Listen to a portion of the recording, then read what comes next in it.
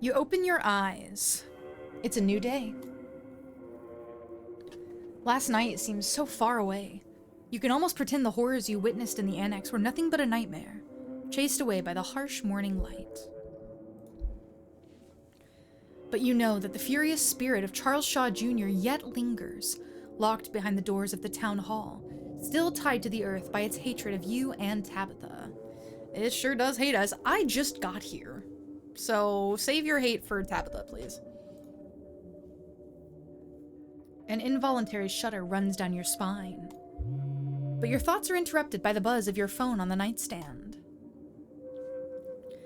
Hey, have you heard from Stella? I haven't been able to get a hold of her. Thought she might have at least checked in with you. You check your messages. There's nothing from Stella. Let's text her, probably. Oh, there we go.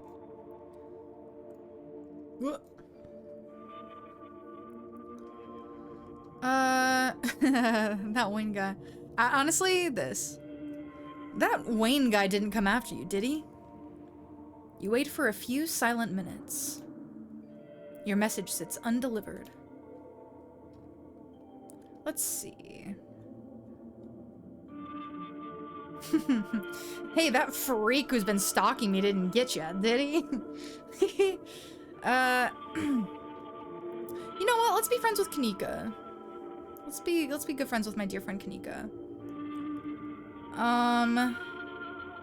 Or I could say, what if Wayne got her? That is really funny. What if Wayne got her?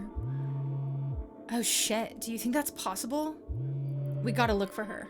I'll meet up with you in town. Looks like you have your morning plans in order. Hell yeah. Oh, we gotta visit Dustin. You open the drawers. They both have a bread now. Human is back. Maybe changed mind about eating us. Could be the end of Dustin and Dustin Mom. I like how she doesn't have a name. Her name is Dustin Mom. I would never eat you. I love you. Dustin Mom know better than to trust. When push come to shove, survival more important than friendship.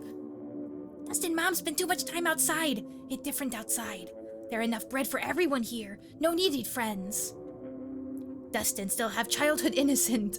Hope Dustin get to keep that innocence forever. Wow. Wow.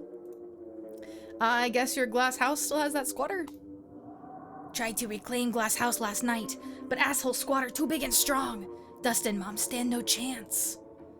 Might have to live in Dustin house forever. Human big and strong too. Probably more big and strong than asshole squatter. You fight? Give Dustin Mom glass house back? Given your track record the past couple of days, getting the chance to fight something physical and real sounds like an excellent change of pace. Assuming, of course, that Dustin Mom's squatter is physical and real. Dustin top tier character, let's be so real, for sure. I love him. I love Dustin and Dustin Mom. Oh, hell yeah, I'm gonna go get this shit back. A fight? I'm in. Dustin Mom would be eternally grateful to Human. Dustin too! I should get going. Okay. Okay, bye. Okay, thanks, bye. That's that. Gotta check on the doll. You make your way to the closet. There's no denying it. The doll moved at some point since your most recent visit. Put those dogs away, bro! But your long-dead relative's creepy doll isn't the only thing that's different. Someone was in here. Oh, Tabby! Something to mull over for the rest of the day. Great, until I try to go to sleep in here again at night. Great, great, so great. Totally normal. You might as well take a shower before starting the rest of your day. Wash off all that weird world grime from last night. You step into the guest bathroom and into the shower. It feels good to wash away the grime of last night's haunting, but eventually, you'll have to leave this place and confront the rest of the day. In the meantime, you... That's a good one.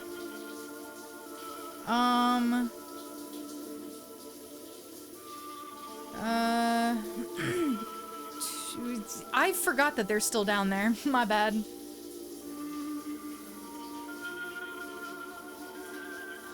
I feel like I'm obsessing over Wayne today, so I think this is the route. You think about Wayne, and whether you're ever truly alone. He pulls back the shower curtain. Ah!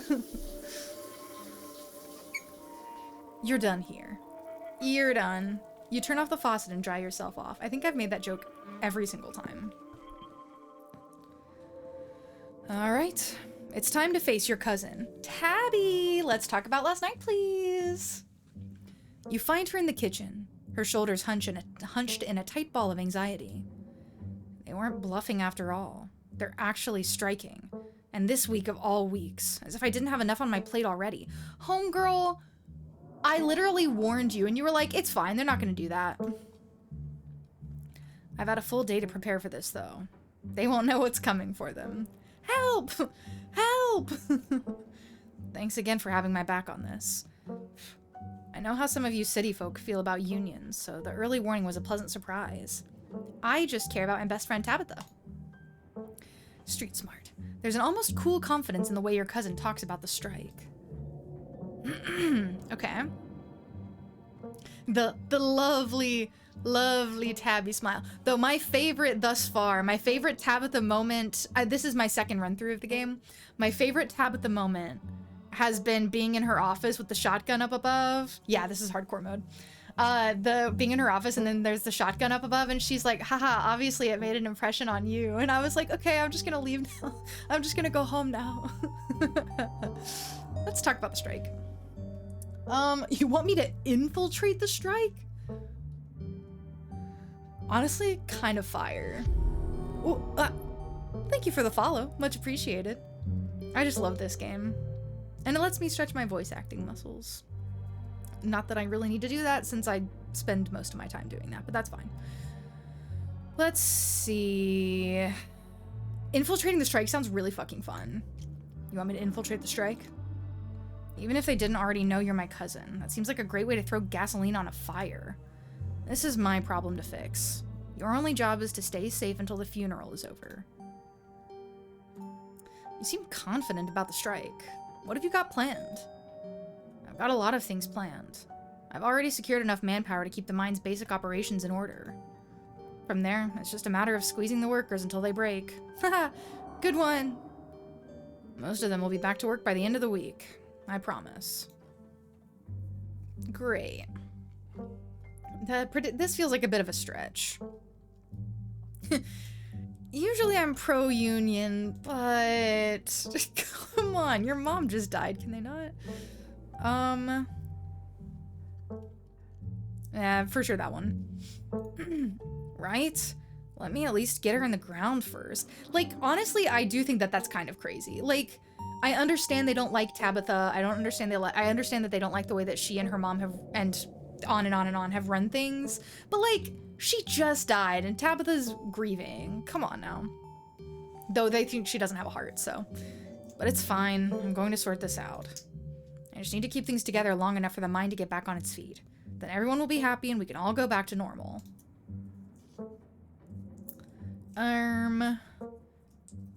It just feels rude. Her mom just died, like a few days ago or something. Do you know what the strikers even want? I haven't seen a list of demands. I'm sure it's just the usual. I promise you that if any one of them were in my shoes for a month, they'd be singing a different tune. Maybe you should try that. It'd be like that episode of Boy Meets World where Corey and Mr. Feeney switch places and Corey becomes the teacher and he realized that how hard it is to be a teacher and how even when you're doing your best, kids won't pay attention and will still fail. Just like that. Damn, just give them what they want. It's the right thing to do. Just fire all of them. I feel like maybe I don't want to comment on what she should do. Shouldn't have needed me to warn you. And it's obvious where this was heading. That is true. You're in a really difficult spot right now. Gee, I hadn't noticed. Hopefully it'll all be over soon. So you're bringing in scabs? Yes, I'm bringing in scabs, if that's what you want to call them. And there's plenty of miners who are going to report to work today for business as usual. Look, you don't know how hard this is. I'm just trying to keep the place running, and every day it finds a new and hellish way to collapse around me.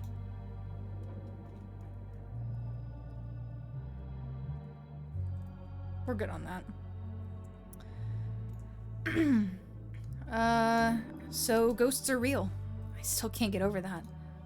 I can. What does that actually change about anything? I still have a mind to run, and you still have a funeral to attend.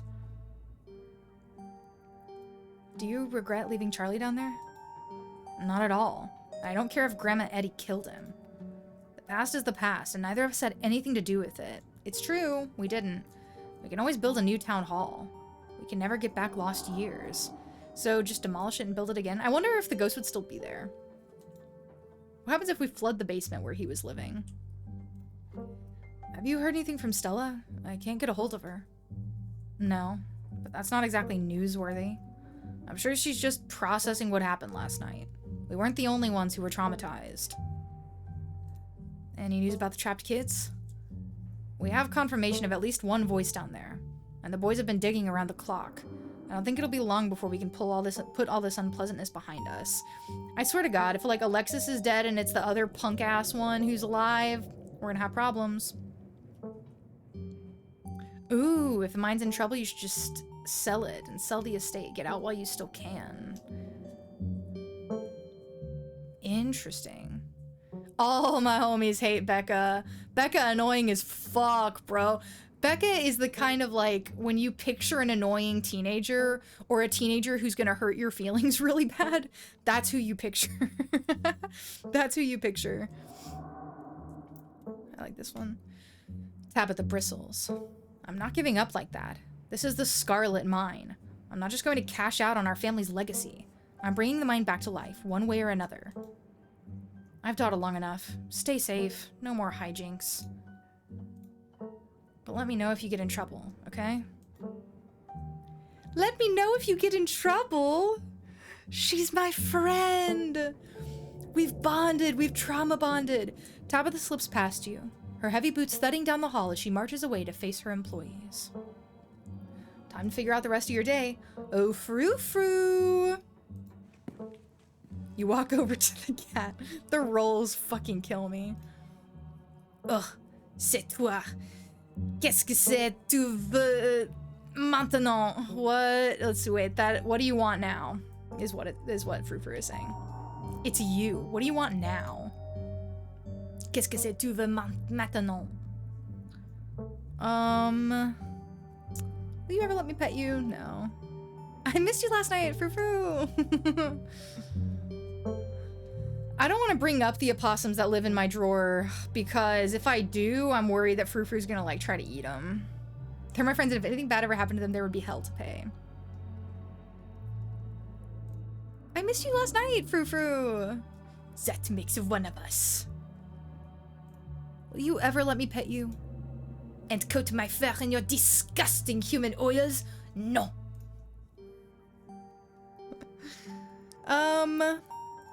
Do you know anything about the stone carvings scattered around town?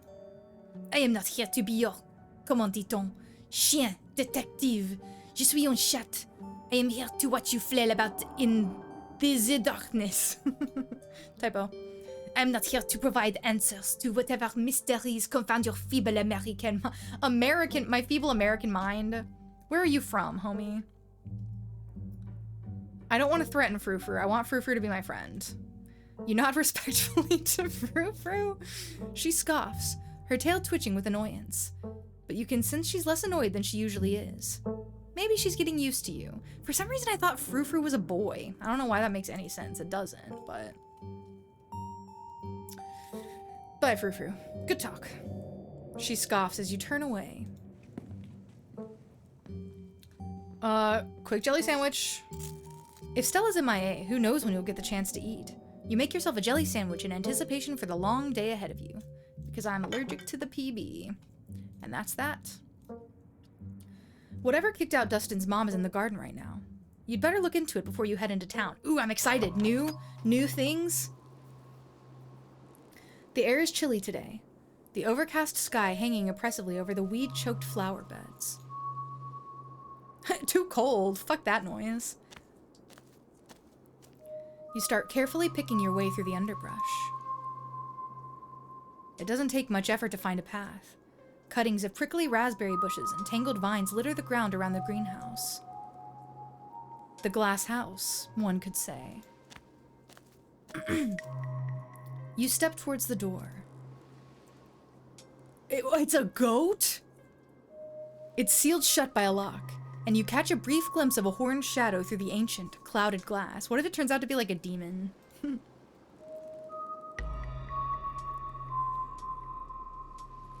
Ooh. Ooh. Every single one of my options has like a... has a thing for this. Let me examine it first. It's just a padlock. You can pick something like this open in a second. Or you could just bash it open right here, right now. It shouldn't be hard to find a rock. I want to pick the lock. That's cool. When are people going to learn that a mere lock can't keep you contained? You pop it open with ease. A warm barnyard smell floods your senses as you stare down at the goat within. It stares back up at you from its place on the tiled floor, surrounded by dried herbs. What are you eating? Plant. Tastes good. Gets a new bag every day. All I can eat. That don't mean you can take any, though. I'll beat you up. My plant. I could just force it out. But I want to talk to it first. What's your name, little guy? Goat. What are you doing in the greenhouse? Goat. Human put me here. Can't complain. Pretty sweet digs, honestly. Stays nice and warm. And there's plenty of eats, too. Did that human have a brown coat and big boots? Coat like what? Fur? Nah, not brown fur, yellow fur. Just on the top, like all you humans. Don't know what boots are. Can't help you there. These beautiful, eloquent sentences, but don't know what boots are. My bad. Where did you come from? Farm. Used to live with other guys like me. Kinda miss them, but not that much. Don't gotta share anymore. You're free. Go off. Prance off into the wilderness. Hey, whoever you are, there's a possum that would like you to leave. She was here first. This is her house. Don't wanna leave. I live here now. She can deal. I want this goat out the greenhouse. I love animals. And I love Dustin and Dustin's mom more than this goat. You do your best to force the goat out of the greenhouse. It doesn't want to leave. Every time you manage to finally shove it out the door, it immediately finds a way back in. Nice try, buddy. But this is my house. You think I don't know my rights? I'm squatting here. Damn it. I feel like if... Okay, well, I guess it's untied now, though. Well, but it's not. You unclip the rope, tying the goat to the greenhouse. Hey, what do you think you're doing? That's my rope. Put it back.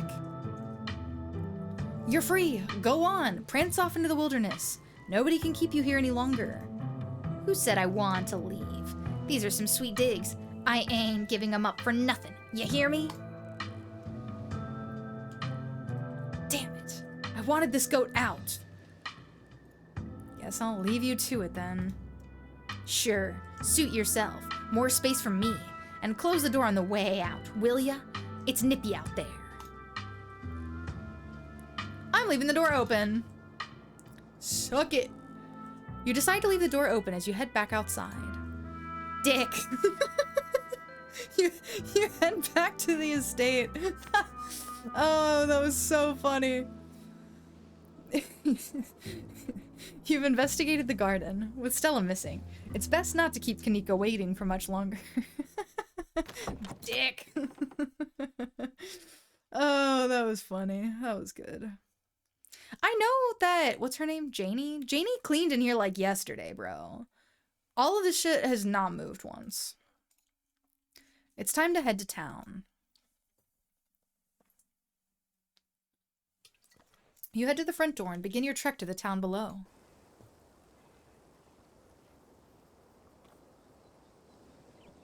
The sun shines down through a thin layer of clouds, illuminating the path in a watery gray light. You can't help but feel countless eyes watching you from the tree line, a feeling that reminds you of your time in the woods with Stella. Ditchlings shouldn't be out in the middle of the day, though. They're getting bolder. The boulders confused. As you continue the trek to town, you pause to stare out at the mountain range beyond the holler, contemplating a world that's blissfully unaware of the danger threatening the citizens of this tiny town. The world outside feels less real with each passing day, as the strange reality of what's happening in Scarlet Hollow gently uproots what you'd always taken to be the truths of our world. Your everyday worries seem distant, overshadowed by a fear and dread that hasn't stopped building up since the moment you stepped off that bus.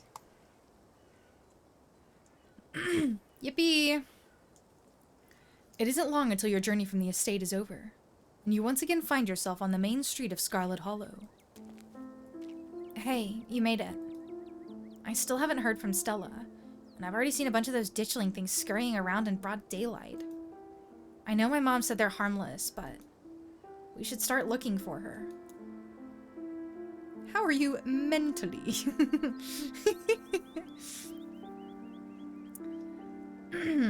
Yeah. That's a great question. My concept of how the world works is being shattered a little more each day, so that's cool.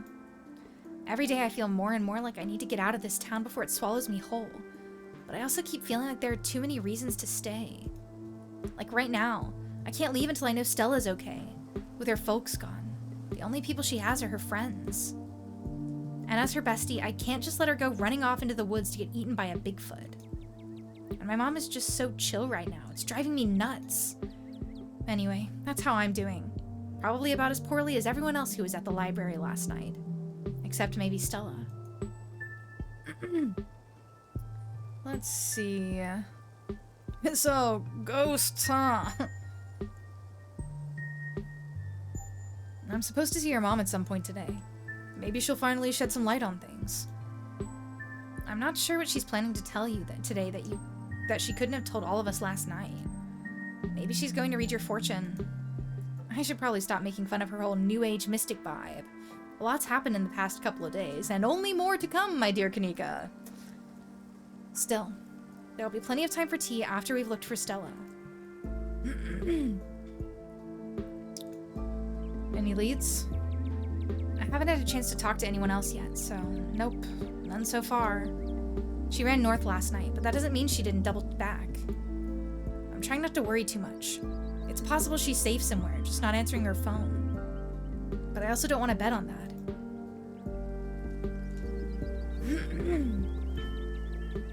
I guess we should get started. Yeah, we're burning daylight.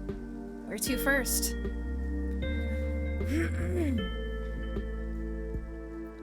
Okay.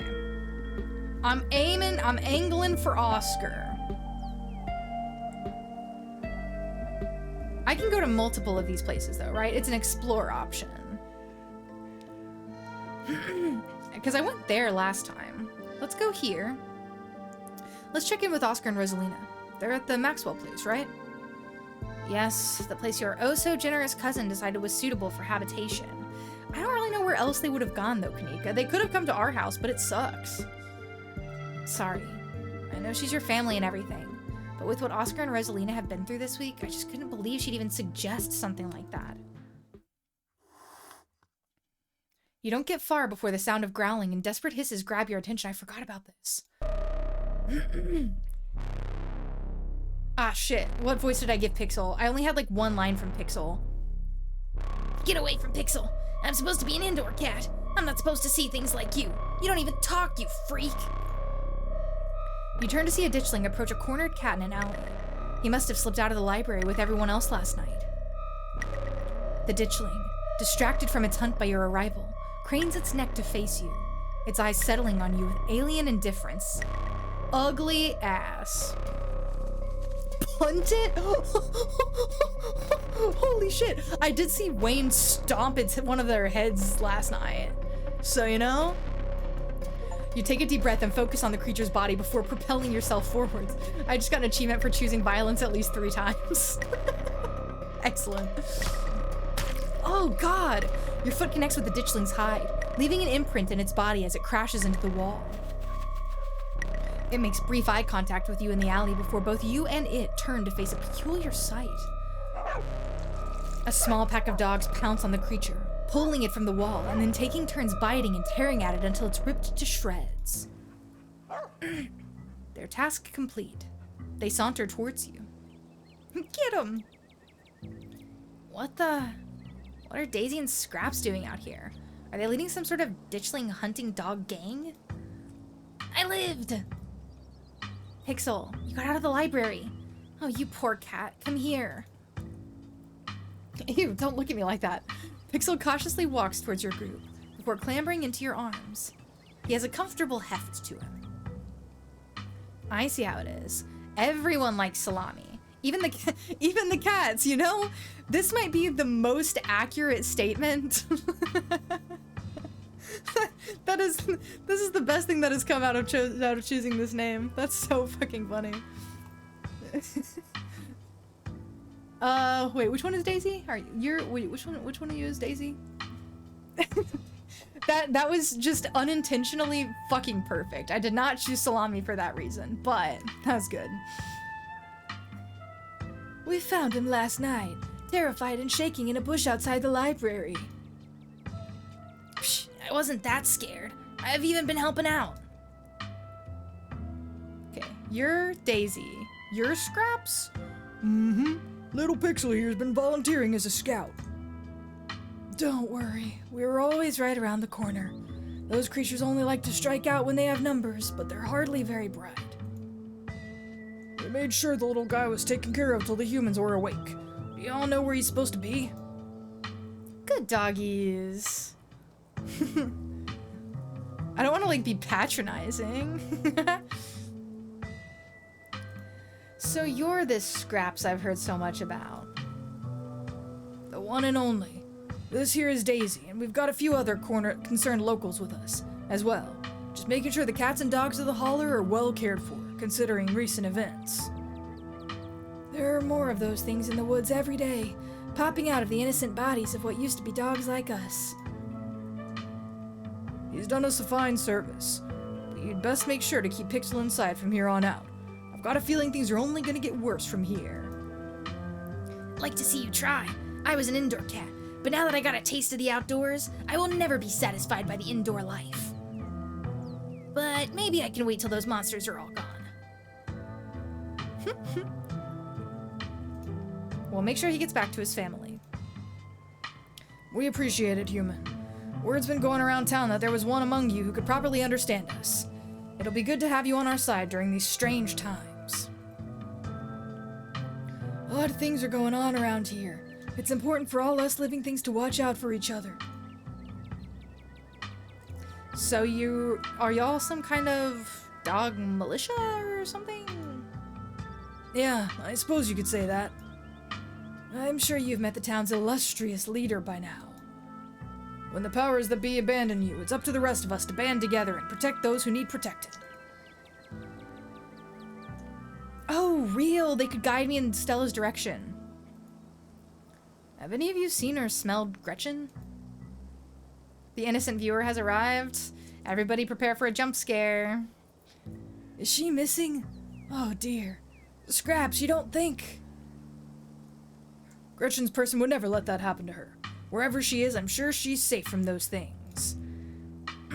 A dog like her doesn't get to be that age without a watchful human at her side. Jump scare? Never. Only every single time you're in chat. I'll get you. Don't test me. Okay. Let me know if you smell her around town, okay?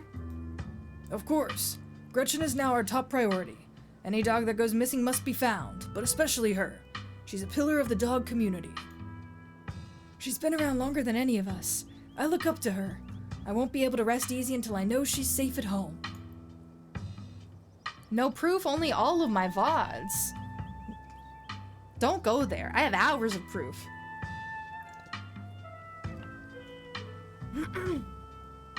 Gretchen really admires you, Scraps. Oh, she flatters me so. I'm nothing special, just another dog. All the more reason to go after her before it's too late.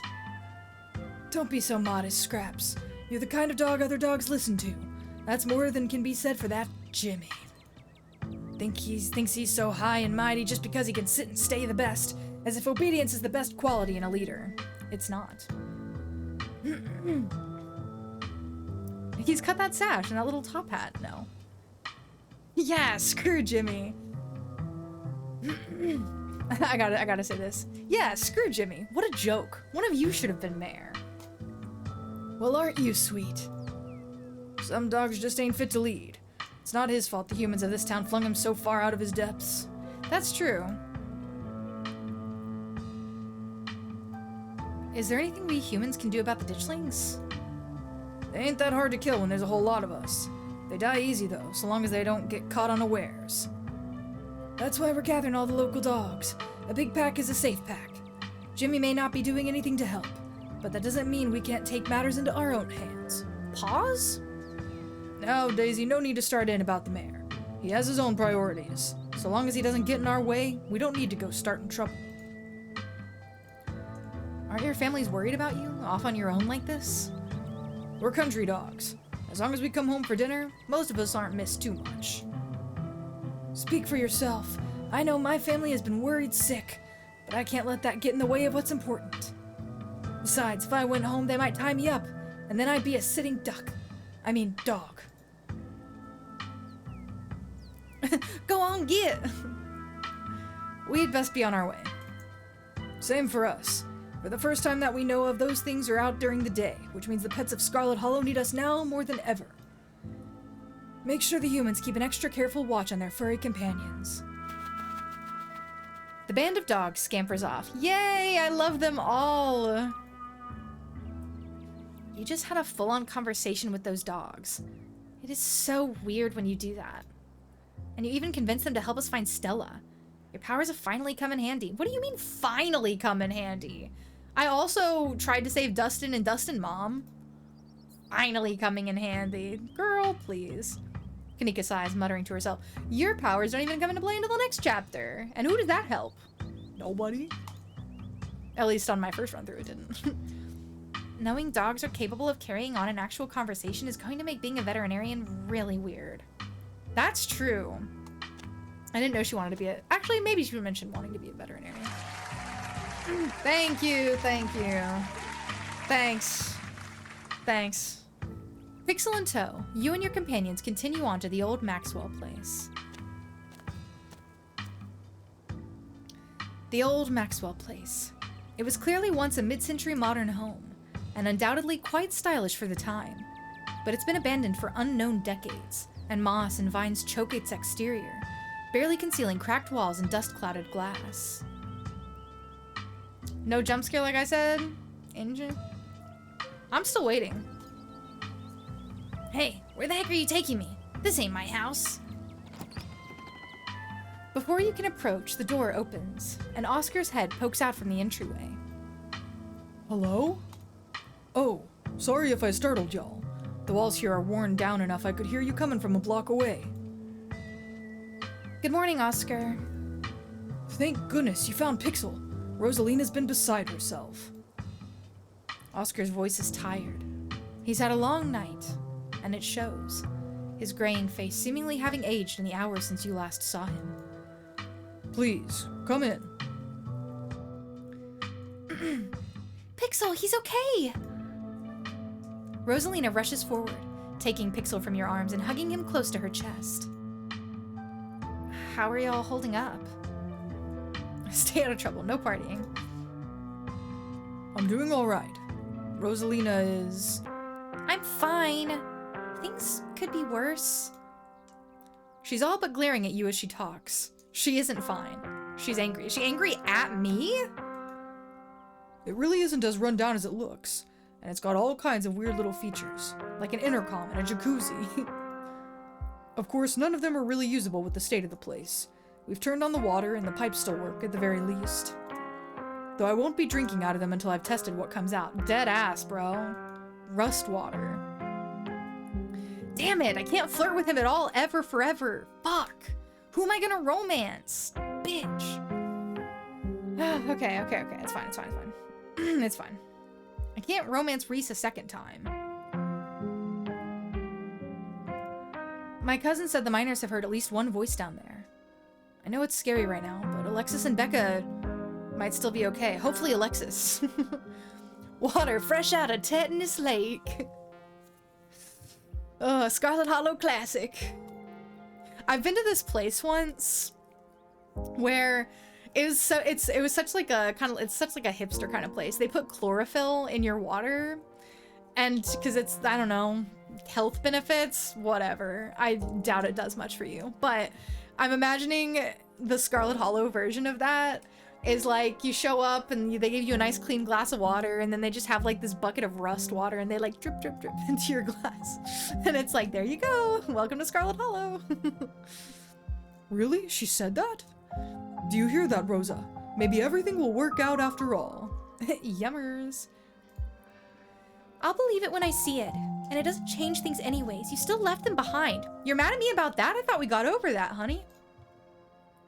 If they're okay, it's just because of dumb luck. I saved your ass and your foot. That would have been lost otherwise. I don't want to hear it. You're gonna be my stepdaughter soon. Actually not, if it won't let me fucking flirt with him ever in my life. A jacuzzi? Can I try it?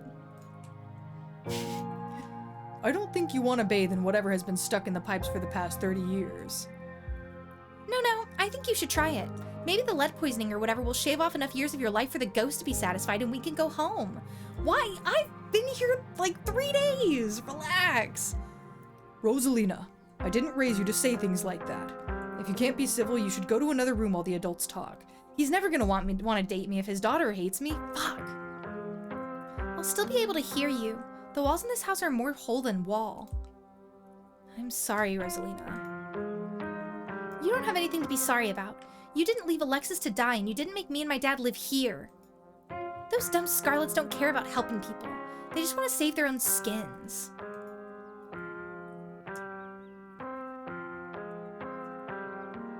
Look at the look on Pixel's face. Goofy ass.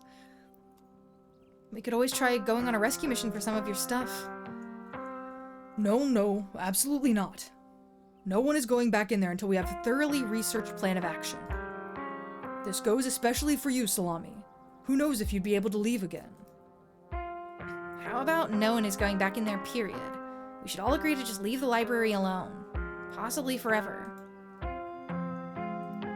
What's going to happen to your career now that the library is closed?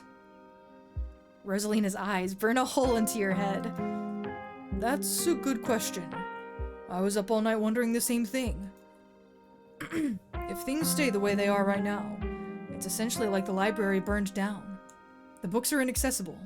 The building is unsalvageable. I don't even know what I would put on the insurance forms, or how I would explain this to the library board. So, for the time being, I'm not saying anything. I'm just going to do everything in my power to get it back before anyone has to know it was ever closed. Have any of you seen Stella since last night? She went missing after the ghost hunt last night, and we can't get a hold of her. She hasn't gotten in touch with any of you? Nope. We have no clue where she's gone. That's not good. I haven't seen her since she ran off last night. I feel terrible.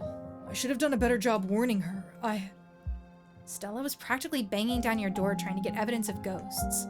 I don't think you were going to be able to stop her. There's no way you could have known how she would react when she found it. I know you've got a lot going on, but let us know if you see her around. After everything we went through last night, I'm worried about her. Sorry that I can't be more helpful.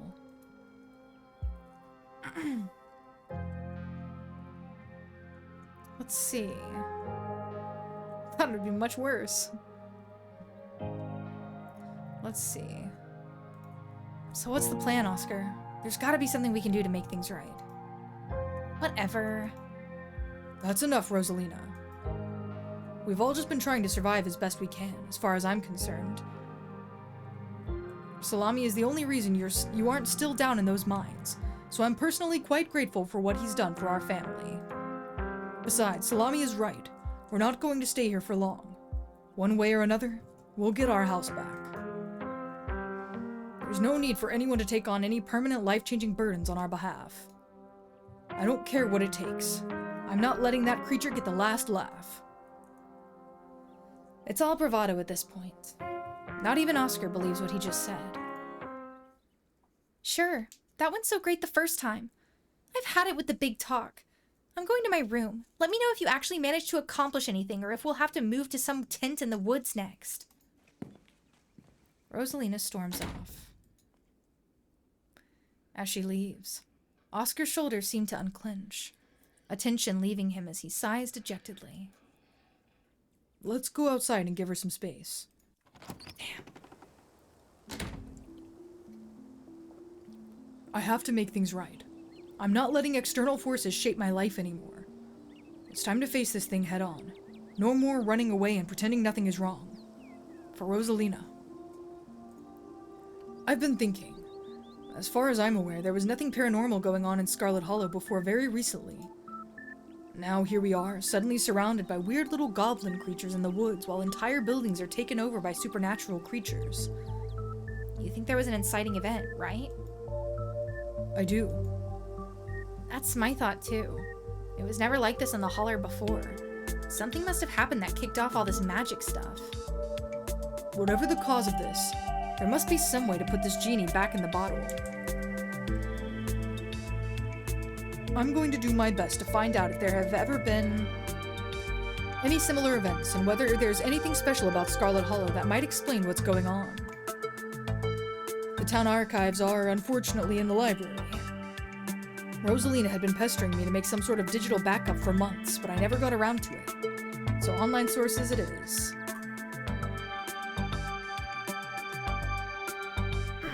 We'll fill you in on what little we know, so you at least have some place to start.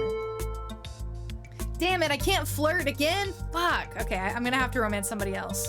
That's the only option.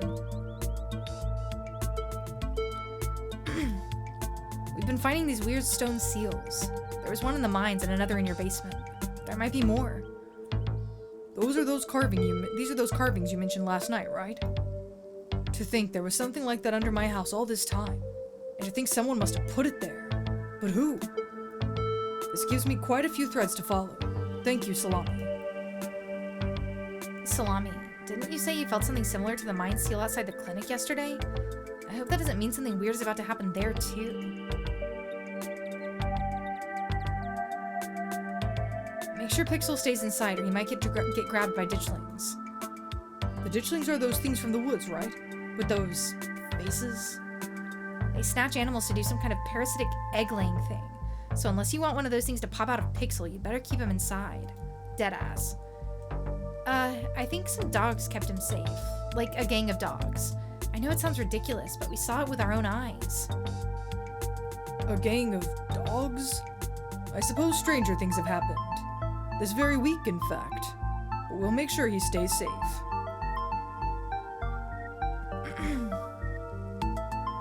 Okay.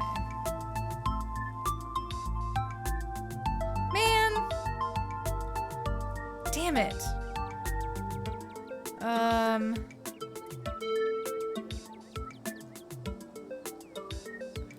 We're burning daylight. Let's head out. Let's do it. Let us know what you find. I will. We're going to get the library back, and we're going to figure out how to fix whatever's wrong with this town. Alright. Yeah, that ship is for sure sailed.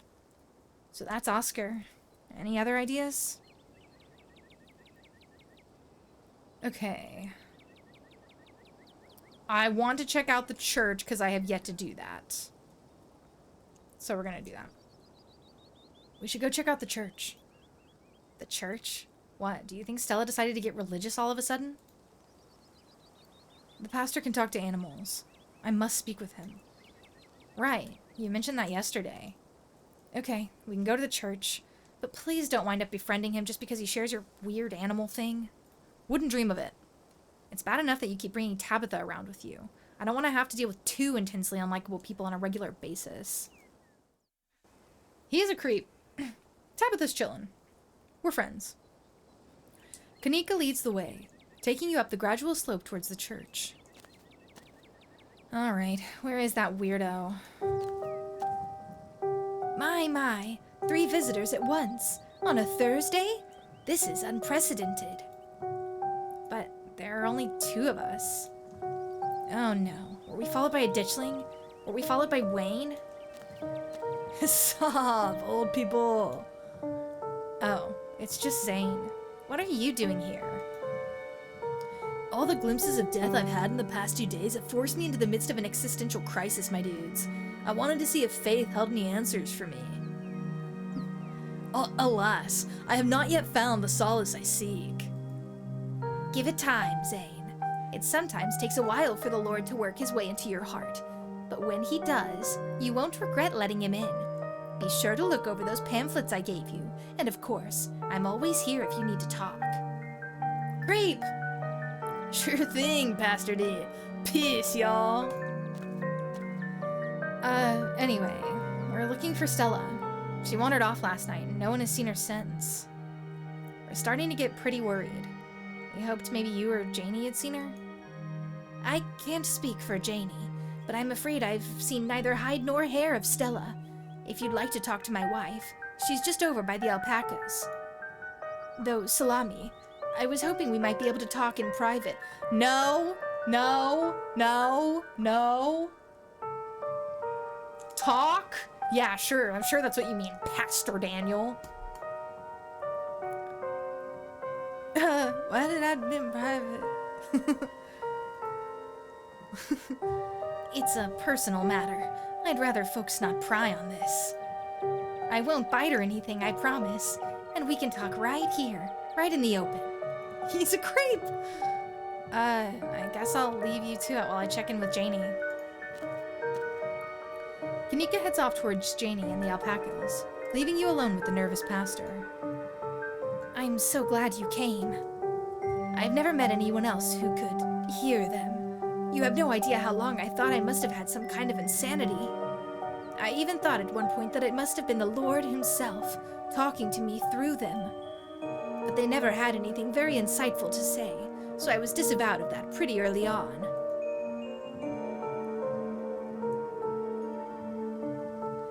Have you met Frou-Frou, Gretchen, Pixel? Have we been cursed? Why do we suffer this fate? I don't think it's a curse. It can be annoying at times, but so can talking to people. Not that I feel that way very often, of course. As a servant of God, I am always ready and willing to talk with my fellow man about anything they need to discuss. Shut up! Spiritually, I've always rationalized it as God's sign that I should spread his word to even the beasts of his world. I've had mixed results. Seems the alpacas prefer Catholicism, which they know about somehow, and birds tend to be incredibly heretical. That's crazy. I wish I could approach a scientist about this without becoming a research experiment. But I've preferred to keep quiet about it at my doctor's visits. I can't risk being locked away or altered in some permanent way, not when I have a family to take care of. I know you're married to a woman, homie, but look at the way you stand in. You are gay as hell. Is your gift why you got into the church? It's hard to say. I was raised Baptist by 2 loving parents and was always interested in religion, but I've also always known about my talent, so I don't know what came first. If anything, though, I'd say I'm religious in spite of the gift. It hasn't exactly been easy to square this with a lot of the religious education I've had. For instance, a lot of religious leaders will tell you that only humans have souls. Well, you and I both know that's not true, though I suppose that gets into a whole different conversation about what exactly a soul is. But those are conversations that I am glad to leave to the scholars. I'm just a simple, small-town pastor. I don't need to ask the big questions anymore. I just have to help people through their daily lives. Have you met Frou-Frou, Gretchen, Pixel? Of course I have, but I learned early on in life not to let on that I have this gift, at least while other humans are around, so I haven't spoken with any of them. Though I get the feeling Frou-Frou wouldn't talk to me even if she knew I could understand her. I've tried to befriend the alpacas when no one else is around. Emphasis on tried. They're surprisingly cliquey. Besides that, I try to maintain a low profile, only chatting with the wildlife when I'm sure no one is looking.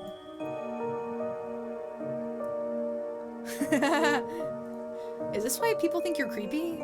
Because you have the gift? People think I'm creepy, but it's all right. People say all kinds of things. I just have to be patient and persistent, and I know eventually they'll understand that I can be a comforting presence in their lives, not a creepy one. Maybe if I grew a thicker beard, people would trust me more. Or maybe I should get a cool jacket.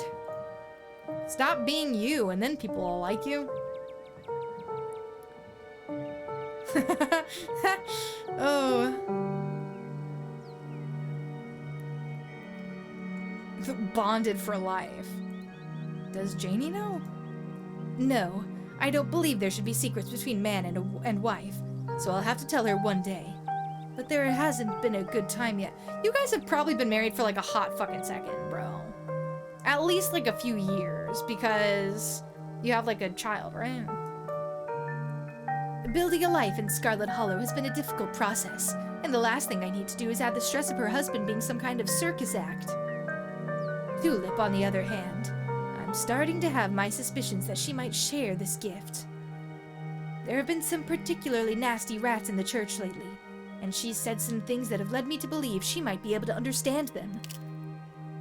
He's interrupted by the sounds of a snapping twig and a high-pitched giggle, partly muffled by the underbrush on the edge of the property. Tulip, come out of there. You know you're not supposed to play in the woods. Tulip glances back into the woods, quiet as she hesitates. Tulip, are you going to be good, or are we going to skip story time tonight? I'll be good. You don't have to skip story time. I won't go into the woods, I promise.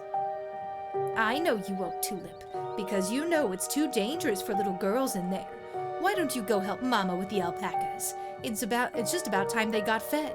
You can give them hay.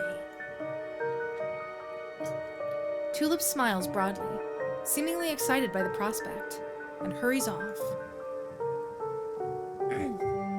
Sorry I had to have a firm parenting moment just then. She's been trying to run off into those woods a lot lately, and it's really dangerous, even for adults.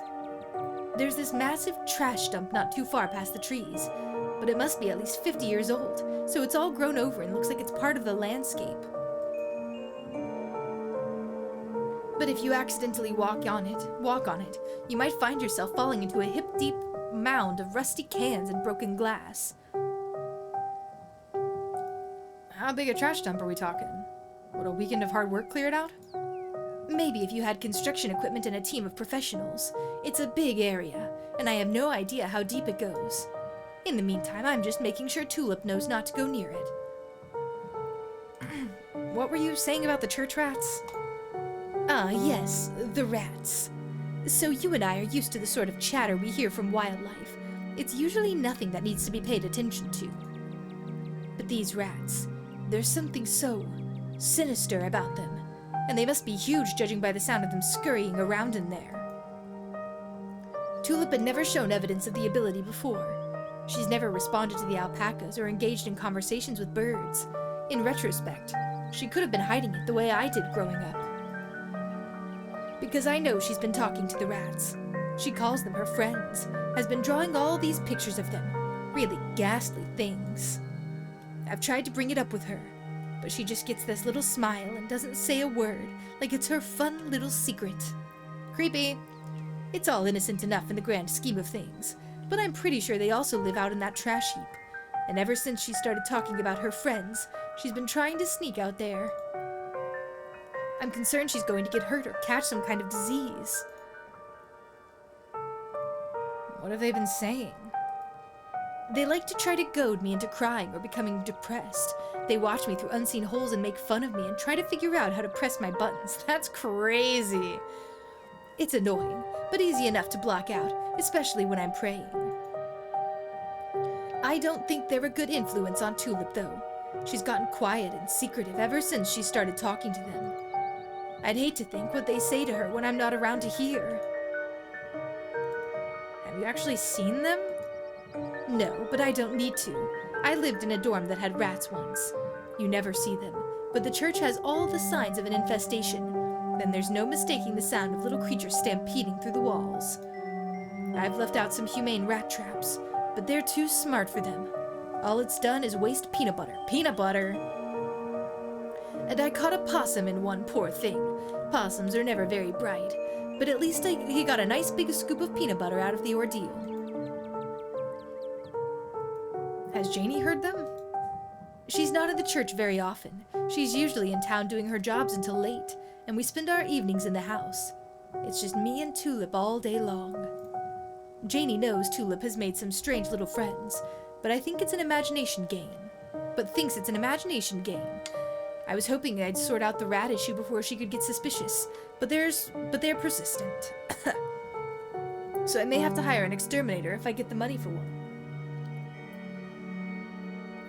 I hope it doesn't have to come to that.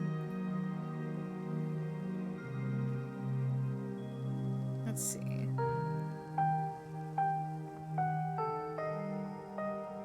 Is there anything I can do to help? Maybe I should try talking to them. That would be lovely. I'd certainly appreciate a helping hand here. I don't want to be too much of a bother, and you should probably finish looking for your missing friend first, but I'll be around. Out of the corner of your eye, you see Kanika walking back to the two of you. She must have finished talking to Janie. Janie says she hasn't seen Stella either, so we'd better get going. I hope your talk with the pastor went well. Yes, we had a great conversation. I appreciate you all stopping by, even if it wasn't under the best circumstances. I'll let y'all be on your way. And I hope Stella turns up soon. I'll put in some good prayers with the big man for her. Ew. Alright, thanks, see ya. Kanika starts back down the path to town, and you follow. Okay, now that we've put some distance between us and the church, what did he want to talk to you about? He didn't say anything weird, did he? Nosy, aren't you?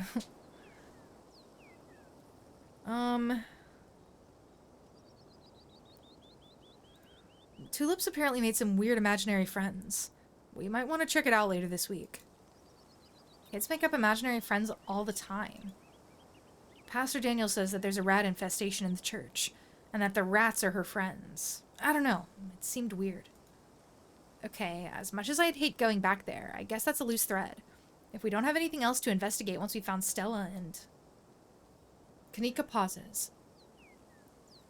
Once we've checked out the clinic, then maybe we can look around the church. Let's not get too distracted until we find Stella, though. Where to next? I want to go to the mines. Personally. Because I want to see my best friend Tabitha. We should go to the mines. I guess there's a decent chance Stella went to find your cousin, since they're friends. Not really anymore, but still. Come on, I'll drive us. You follow Kanika to her van. It isn't long before you find yourselves outside the Scarlet mines. Friends. There's a small gathering of workers outside the entrance to the mines, picket signs in hand. Is this a strike? They're striking? Better hours now or none at all. I am unhappy with the treatment I am receiving as a worker in the Scarlet mines. Scarlet mine. Good for them. But I kind of thought there'd be more of them, you know? I hope it's not weird to talk to them while they're in the middle of all this. I don't remember the voices I gave these guys, so we're gonna go with something new. Well, if it isn't the boss's cousin. Hail and well met, fellow countrymen. What goes on here?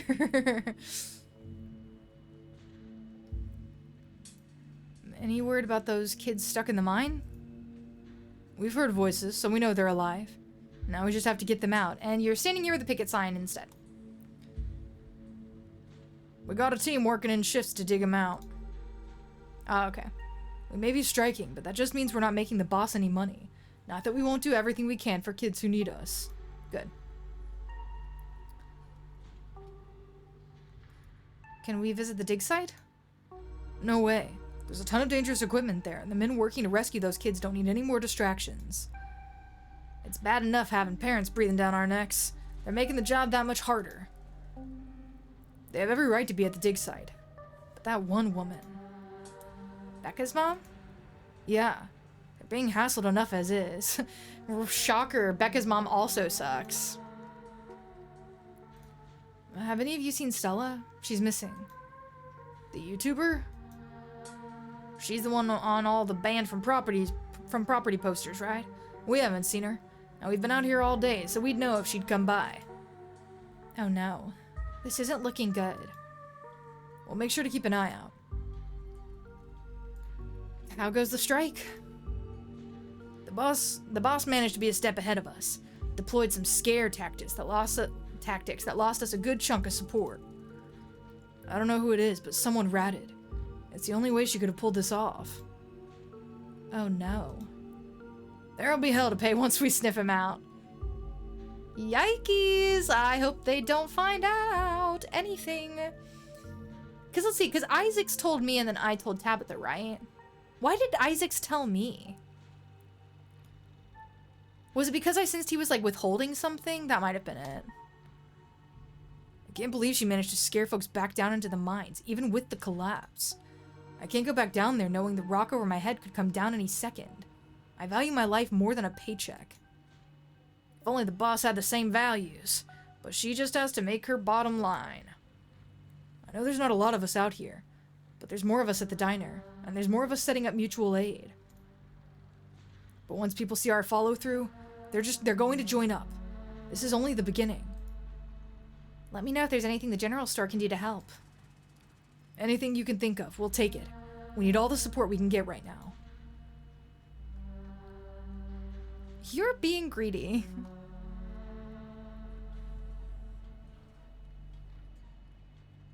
Let's see.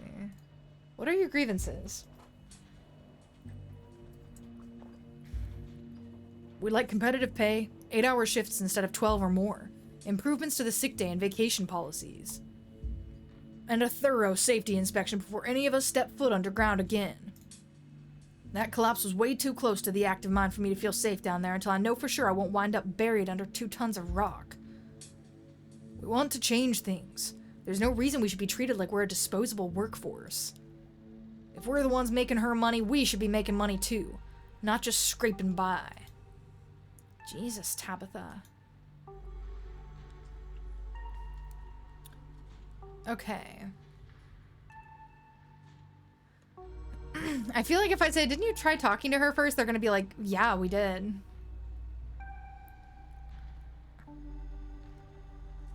This. If I say this, I feel like they're not gonna let me through if I'm like, oh, poor Tabby, she had such a hard week. That's it? Look, I need to talk to my cousin. I'd be happy to pass along your demands. Sure, if you think you can get her to come to the table, it could make a real difference.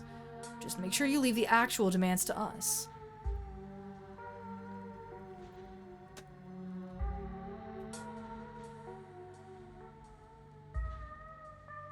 Okay, if I'm helping y'all out here, do you mind if I go talk to my cousin? Sure, go for it. Bang pow. I don't care if they're okay with you going in. I'm still not crossing a picket line. Besides, I don't think Tabitha would be too happy to see me. She certainly would not. I'll just wait by the van while you go talk to her. See you on the other side. I'll see you on the other side of the war. I'll see you on the other side of the war. The industrial noises of the Scarlet mine are only a little quieter than they were 2 days ago. The trailer that serves as Tabitha's office looms above you on the hill. Oh shit, I could go to the dig site?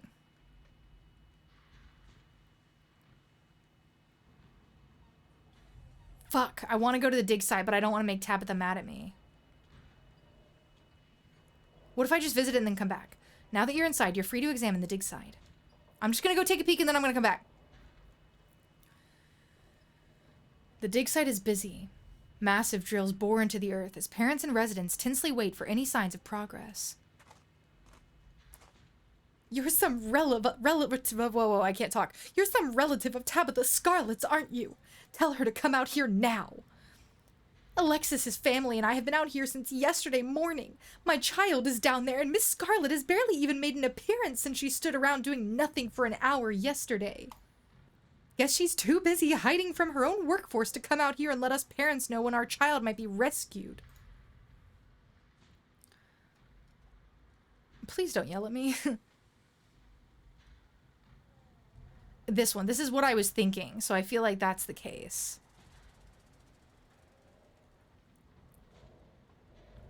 Or I could say, get off her back.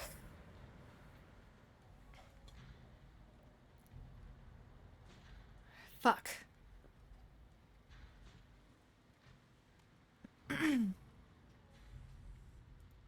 Get off my cousin's back. We tried to drag those kids out of the mine the other night, and they decided it was a good idea to run off. Don't you try and turn this around on the children. If my Becca put herself in danger, it's probably because all of the adults down there gave her a good reason to. I'm telling you, Nancy, the fellows on the rigs are giving us the updates as they come in. There's nothing Miss Scarlet could tell us that they don't already know. I know you want to give her what for, but that's not going to change what's going on up here. Thank you, Becca's dad. Even my own husband is too scared of this woman to stand up for our family. You know it's Becca's fault, right?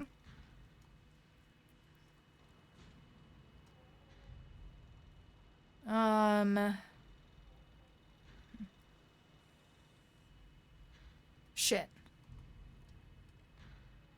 Leave Tabitha alone. She's doing her best. Are you saying her best is hiding in her office waiting for all of this to blow over? That's pathetic. When you find Tabitha, tell her I expect to see her here immediately. I'm not gonna relay that message. You leave the dig site and make your way back to Tabitha's office.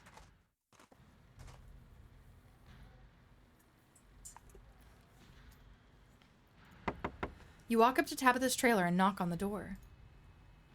You wait for a moment. No response. You knock again. Oh, for the love of... The door swings open. Oh, it's you. Should I go? Yeah, and try not to get yourself noticed. Try not to get yourself noticed? It sounds like Tabitha's found a rat. Oh shit! Rodriguez the rat, I see. I don't want to say that because I don't want to make her hate me, but also that's really fucking funny. I don't care about the strike, I just came here to see you. Loki, yeah.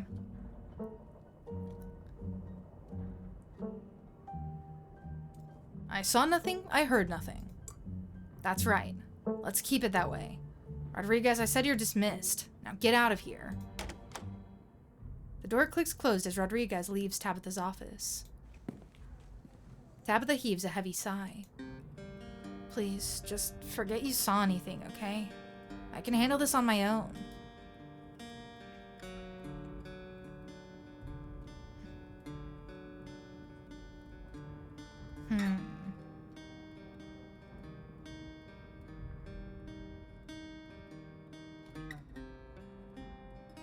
I'm not going to undermine you. We're good, Tabby. Thanks. I know I haven't given you many reasons to be kind to me, so I really appreciate you choosing to be that way, even if I'm not very easy to get along with. I'm sure you didn't come all the way down here to talk about the strike. Why are you here? Don't get me wrong, it's nice to see a friendly face, but you shouldn't be up here. This is my battle to fight. Stella is still missing. We've been looking all over town for her and don't have any leads. Tabitha groans. You don't think... Wayne... That's what I'm worried about! That's what I'm worried about. I'll see if I can figure something out. Do you think they're going to be able to get those kids out alive? Don't ask me things like that. I have no way of knowing. They aren't far from the surface, so the drill should reach them soon. But no one knows what the conditions are like down there, or if they're hurt, or even if one of them is dead. I'm just doing the best I can and hoping it works out. Becca's mom is expecting you to make an appearance.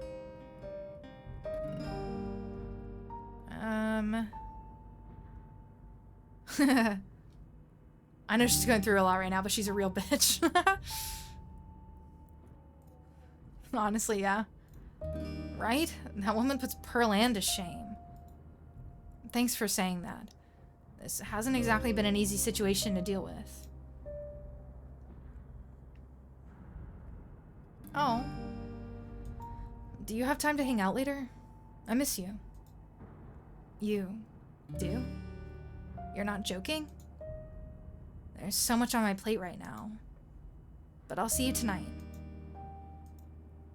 Maybe we can have some ice cream or something. If you want to spend time together, I mean. Oh! Tabitha's phone buzzes. I'd better get back to work. Stay safe out there, Salami. Call me if you run into more trouble. But please don't go looking for any today, okay? I don't need you going missing too. You leave the office, closing the door behind you. Yay! You find Kaneko waiting for you outside. You don't look like you've found any new leads. It feels like we've done our due diligence here. Come on. I'll drive us back to town and we can figure out our next move from there. I'm glad that the miners weren't like, hey, did you talk to your cousin?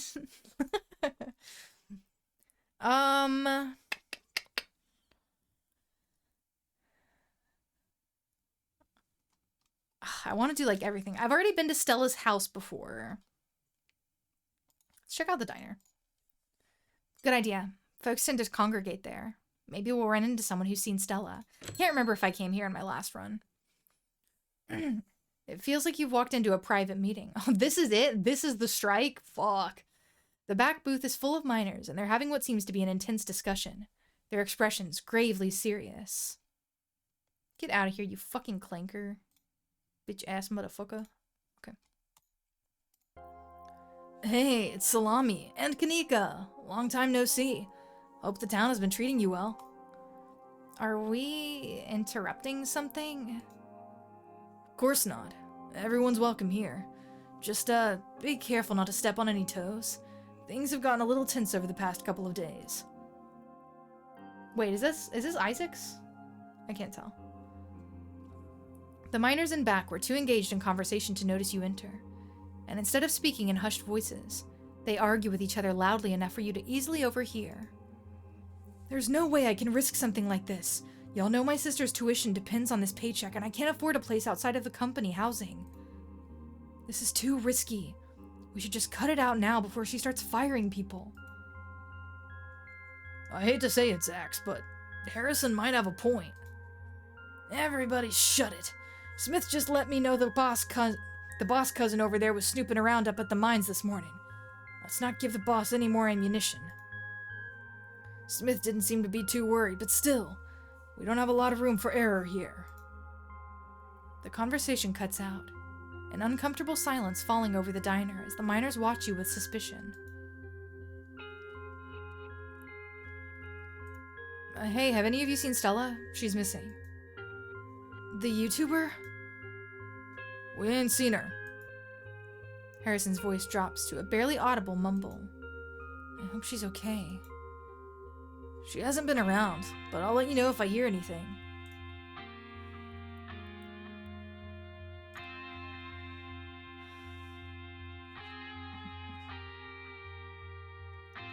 Don't pressure people, Zax.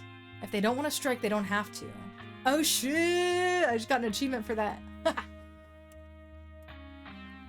Salami, what the hell? You're really trying to play every angle you can, aren't you? Hasn't anyone ever told you that's an easy way to wind up without any friends?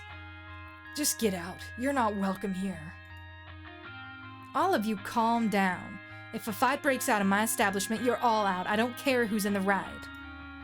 You heard the lady Muscles. Just leave us alone. I just want the record to show that just because I am currently standing next to Tabitha's cousin does not mean I am friends with Tabitha's cousin. Shit, Kaneko hates me too now. I barely know this person. We've had such good conversations, Kaneko. Hey, Avery, do you have a minute to catch up? You angling at something? Come on now, Zax. This is a free establishment. Let's step outside. I could use some fresh air.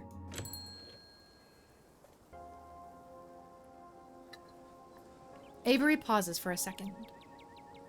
It's the kind of pause that says, I know exactly what I want to say, but I don't know how to make the words leave my mouth. Finally, they speak. I've been seeing those little blob guys everywhere. Should I be concerned?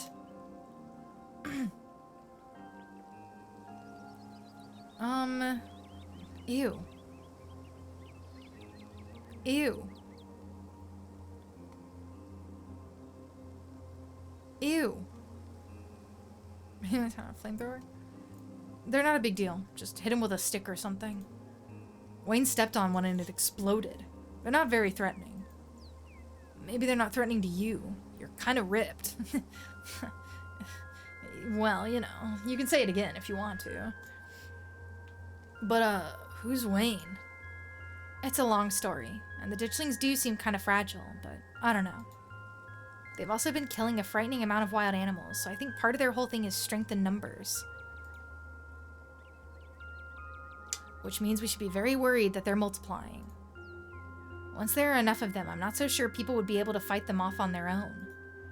At least not with sticks. It doesn't matter how much someone works out.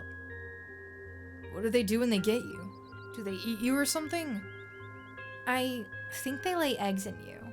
At least that's what's been happening to the animals we've seen. Oh, that's not as bad as I thought. I could probably handle that. What? Are you joking? Look, if they need a warm place to pupate and I have skin to spare, who am I to deny them? Avery, that is crazy.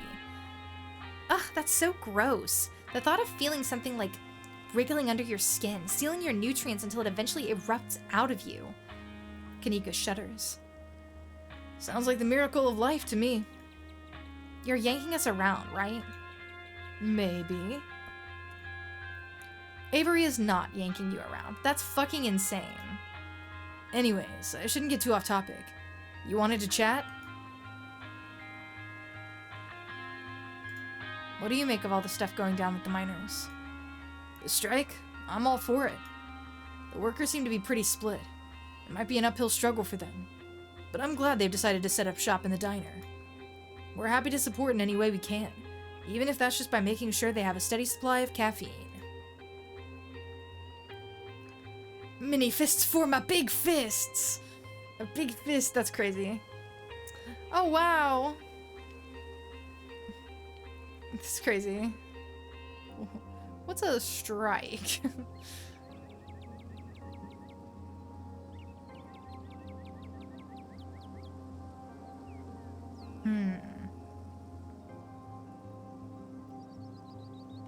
Let's see. I feel like this. She's burying her mom this weekend. Couldn't they have waited? I'm sure they weren't planning on doing this so soon after Pearl Ann's passing, but with those kids getting stuck down there, it gives them some pretty good leverage. The public is on their side. Besides, you can always argue that it's not the right time for a strike. Okay, but next week, her mother wouldn't have just died and not be in the ground.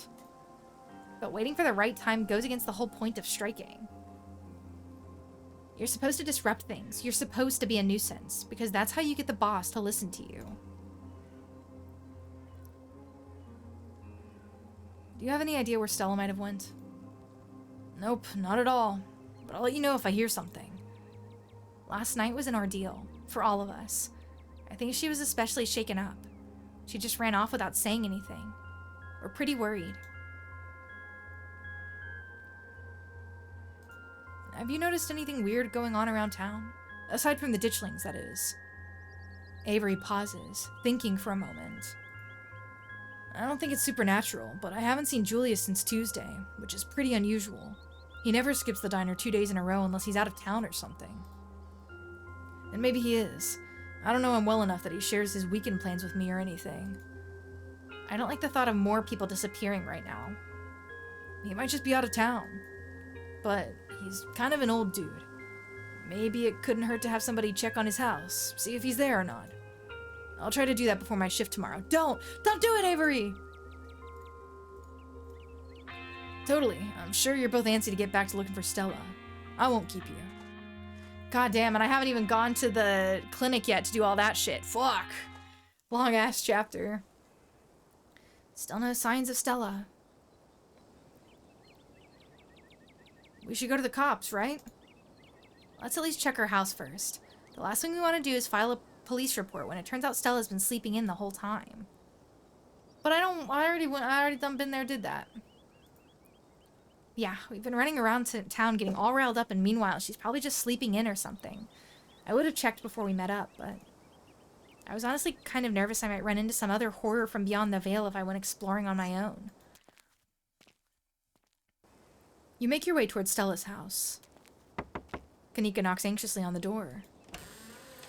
It creaks open. Your protective instincts set in, and the muscles in your arms tighten, your shoulders straightening.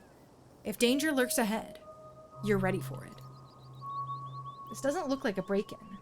It looks like somebody left the door open. Stella or someone else was in a hurry when they left. She's dead. She's dead. Stella died. It's all my fault.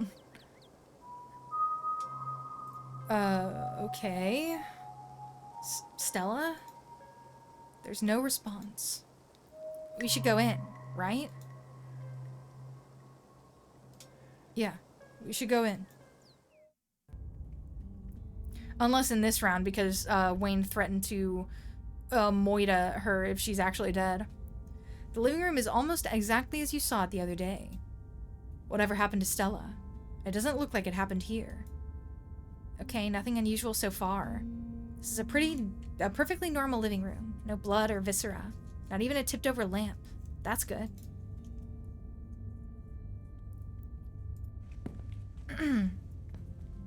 You make your way down the hall to what you assume to be Stella's room.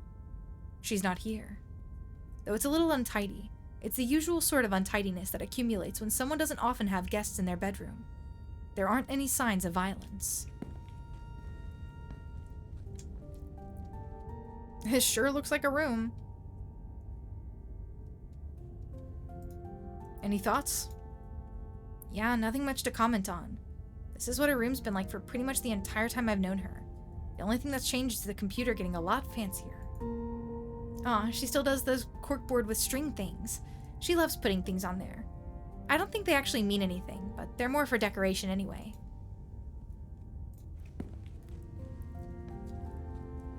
Stella's kitchen is slightly messy. A couple cabinets are hanging open, and a loaf of bread sits on the counter by a used butter knife. Looks normal to me. Stella's house has always felt a little sterile to me. This feels a little too lived in, if that makes sense. Though maybe that's just because I've only ever been over when she was already expecting me. The photo of Gretchen. Okay, I don't think we're gonna find much else here. Let's move on. Okay, so she's not here and we still have no idea where she is. I thought I was overreacting this morning. I thought she would have just been sleeping in or something. I can't believe she's actually missing. We're going to the cops.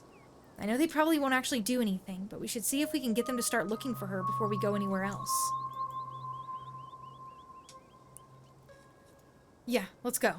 We should make sure the police know Stella's missing.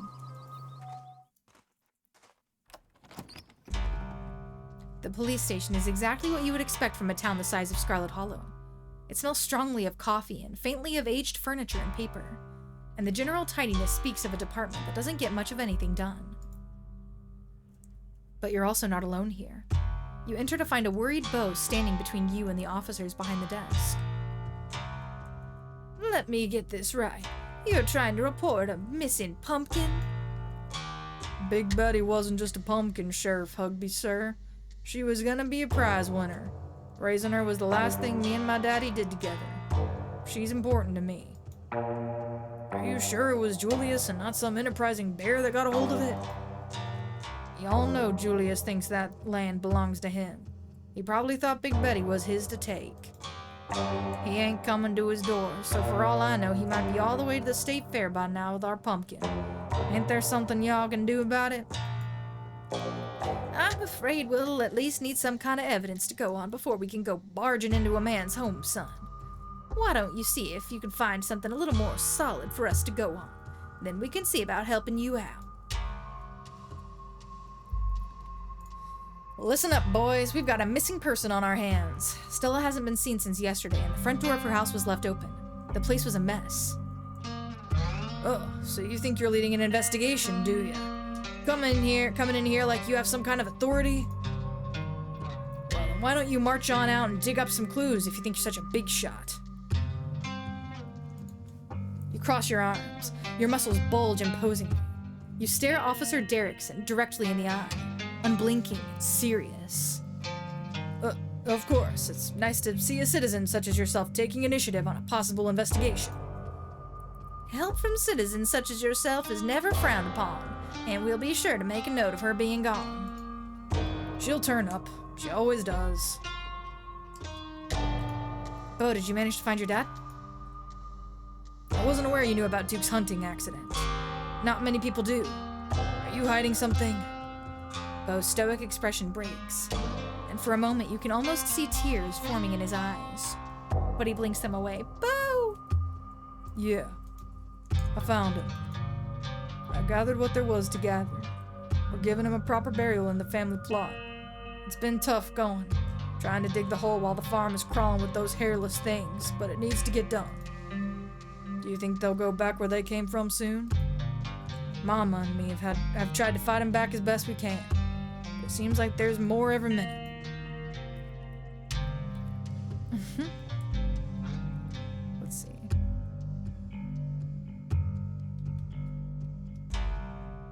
Halloween is in just a few days. I'm sure they'll leave soon, buddy. Hope you're right. I can't stop feeling like something even worse is about to happen. My mom did say the ditchlings are supposed to be some horrible omen, but that doesn't mean it's true.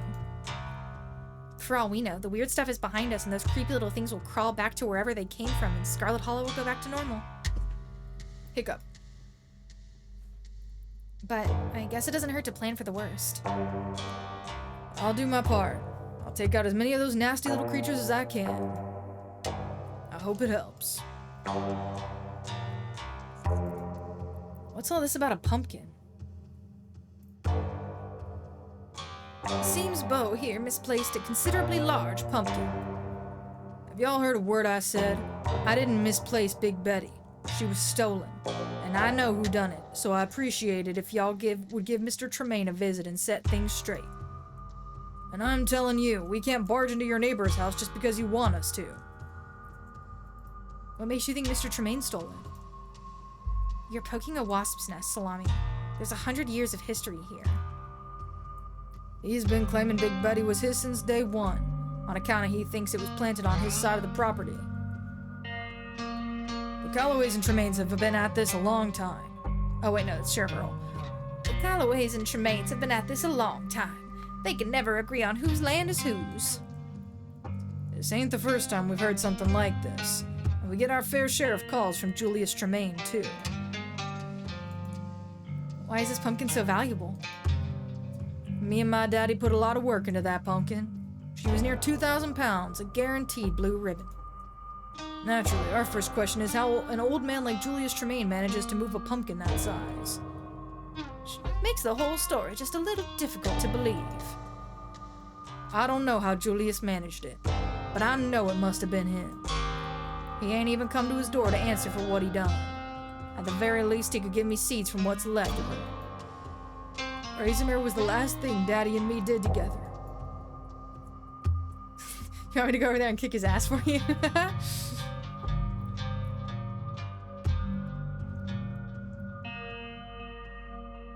I kind of want to say one.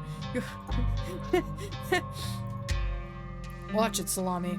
If Julius Tremaine shows up tomorrow with a busted nose, we'll know it was you. I'm sure salami just means that metaphorically, Dennis.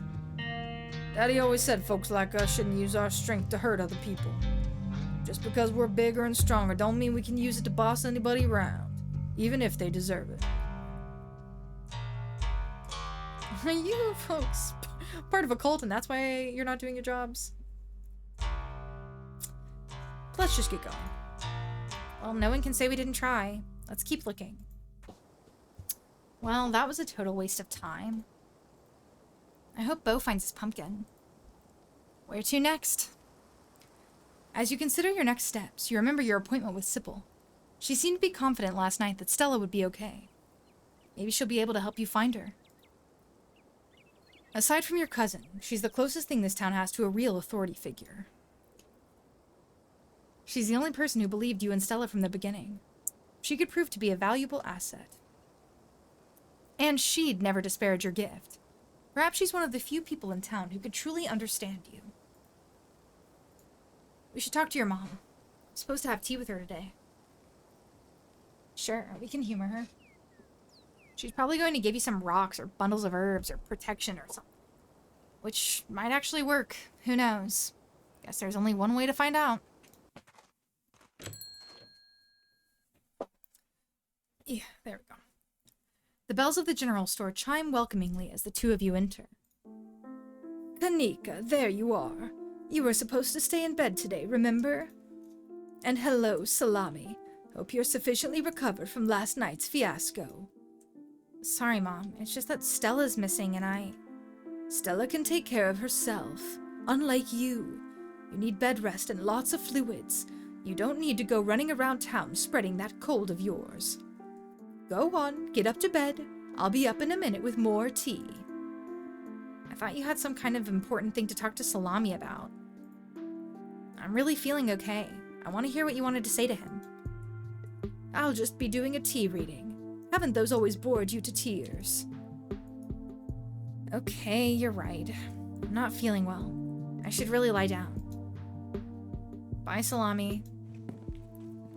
Kanika turns and heads toward the stairs without saying another word. Good thing Kanika has her mom looking out for her. She seems so tired today, and you'll probably be able to find Stella without her. Shall we? Sybil motions towards the tea room.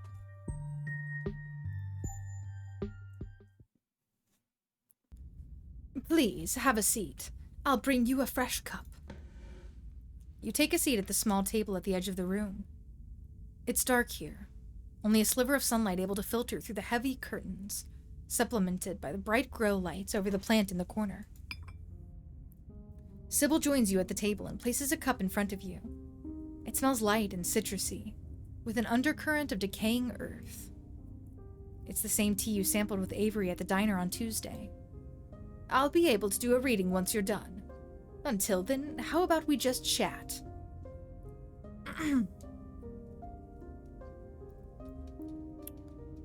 Sip the tea. You take the tea, sipping it delicately. The citrus smell is fleeting, quickly replaced with the earthiness at its core, like you've taken a mouthful of dirt. But the aftertaste combines the two flavors into something soothing and medicinal, and you find yourself feeling more comfortable, your muscles relaxing for the first time in days.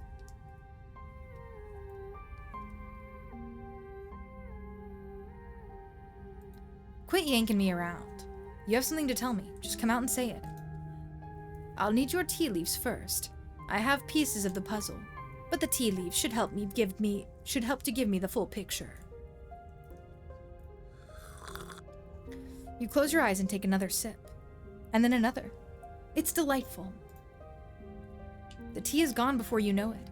The small cup empty, save for what's left of the rehydrated leaves coating the bottom. Oh, good. Glad you found the tea palatable enough to drink. It should do you some good. It's one of my more medicinal blends. Now, on to business. Sybil takes the cup from you, staring thoughtfully down at the sludge. Oh dear, this doesn't bode well. You've got just about every warning that can fit in the bottom of a cup. Cross, kettle, hourglass. All of these mean death, misery, difficulty, and the hourglass ties it all together with definite urgency. It's fair to assume that this all has to do with whatever brought the ditchlings.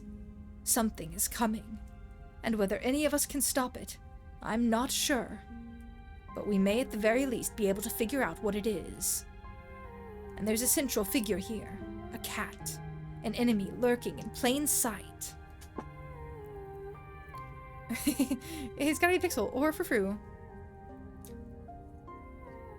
Who do I want to accuse? The cat could be Dustin. He's a possum who lives in my dresser, and I try to talk to him every day to hear his wisdom and help him with his troubles. It would break my heart if he's the traitor.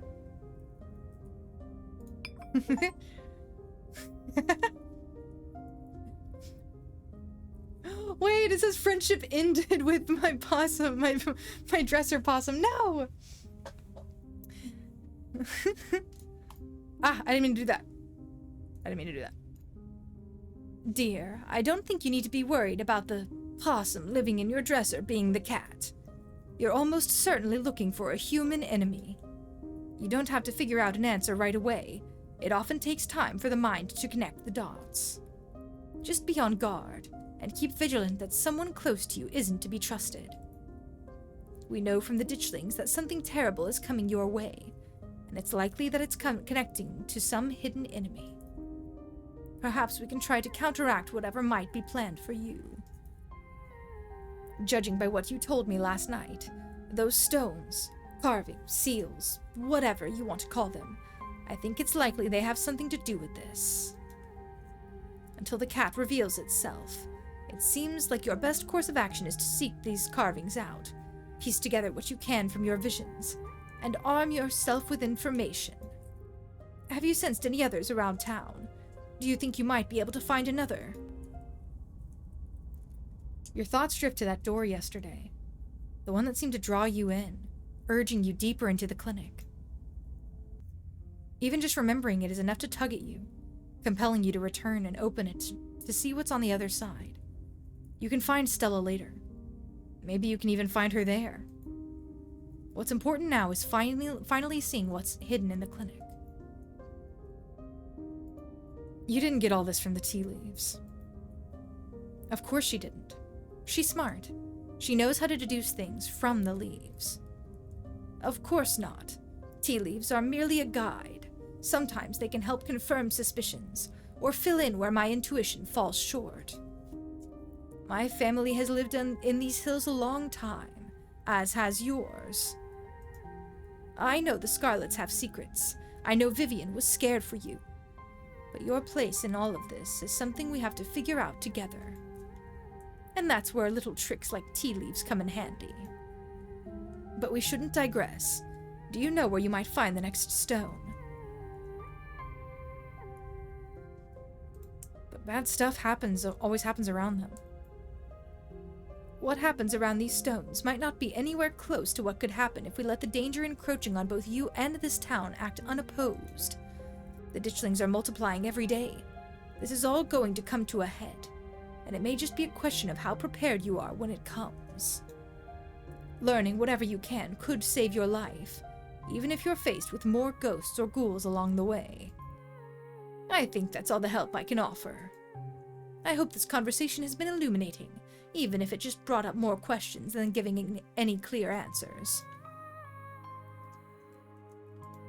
You helped last night. Why don't you come with me? I may have been able to see through that spirit's illusions, but I'm not some kind of all-powerful entity. I'm an old woman. I have trouble with my knees, and my eyesight isn't what it used to be. In most situations, I'd be more of a liability than a helpful companion.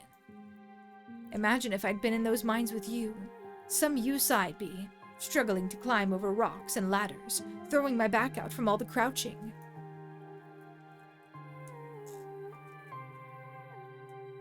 All you did was look at some leaves and tell me to go put myself in danger. I suppose you could see it that way, but I hope I've done more than that, even if you don't realize it yet. Thank you again for humoring an old lady and stopping by for a chat. With a small grunt of effort, Sybil gets up from the table, and you're escorted back to the door. And remember, be careful who you put your trust in. According to your tea, the cat is getting ready to pounce, and merely being ready for it might not be enough. Sybil closes the door to the tea room, the bells of its door strangely flat in the stale air of the nearly empty general store.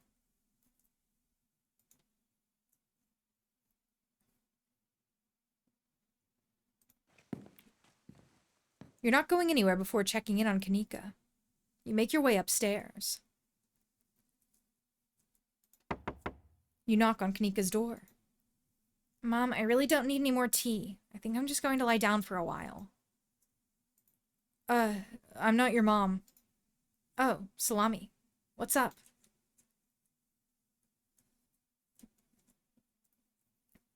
Interesting. I was hoping we could spend a little more time together. Sorry, Salami. My mom was right. I'm exhausted. I probably shouldn't push it or I'll wind up worse off tomorrow. It looks like you're on your own. Damn. You make your way out of the general store and down the road to the clinic. You make your way up the familiar hill, past the rows of ragged houses that make up Scarlet Hollow's residential area. It isn't long before you find yourself outside of Dr. Kelly's clinic, its secrets enticing you to find a way in. Even at the bottom of the hill, you can already feel the presence. It's like a magnet has been affixed to your ribcage, gently tugging you forward, guiding you towards whatever emits this compulsive frequency. It wouldn't be hard to jump onto the terrace from the hill next to the house. Just go in through the clinic door. Kind of like that. It's a doctor's office, not Fort Knox. Why would the clinic door even be locked? You carefully make your way up the old wooden stairs of the clinic's wraparound porch, avoiding any suspiciously creaky-looking steps.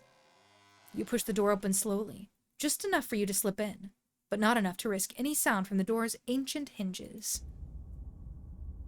You can see the doc at a desk in some room down the hall. She hasn't noticed you. You shut the door silently, watching her closely. You're in the clinic, free to explore as you please. Or rather, you're free to explore as you please. You can feel that odd sensation again, the nagging pull of whatever it was that wanted you to find it. You've been caught by its gravity, an overwhelming curiosity guiding you around a corner and towards a dark doorway under the stairs. It's been left ajar, as if inviting you to enter. The lights click on. You're in the morgue. Salami? What are you doing in the morgue? Hi! I can't romance Reese again. I can't romance Reese a second time. I can't do it. Can't not have, don't do it. Don't do it, Salem. Even if you really want to.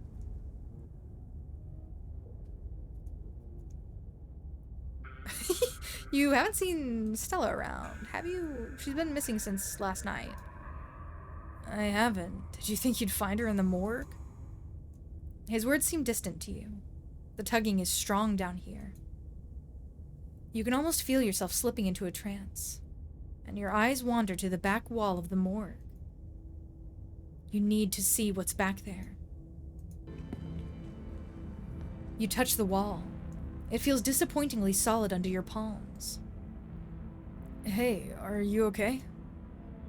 You feel Reese's hand gently shake your shoulder, and for a moment, the thing on the other side of the blank white wall loosens its pull on you. You kind of look possessed for a second there. You good? Make him understand.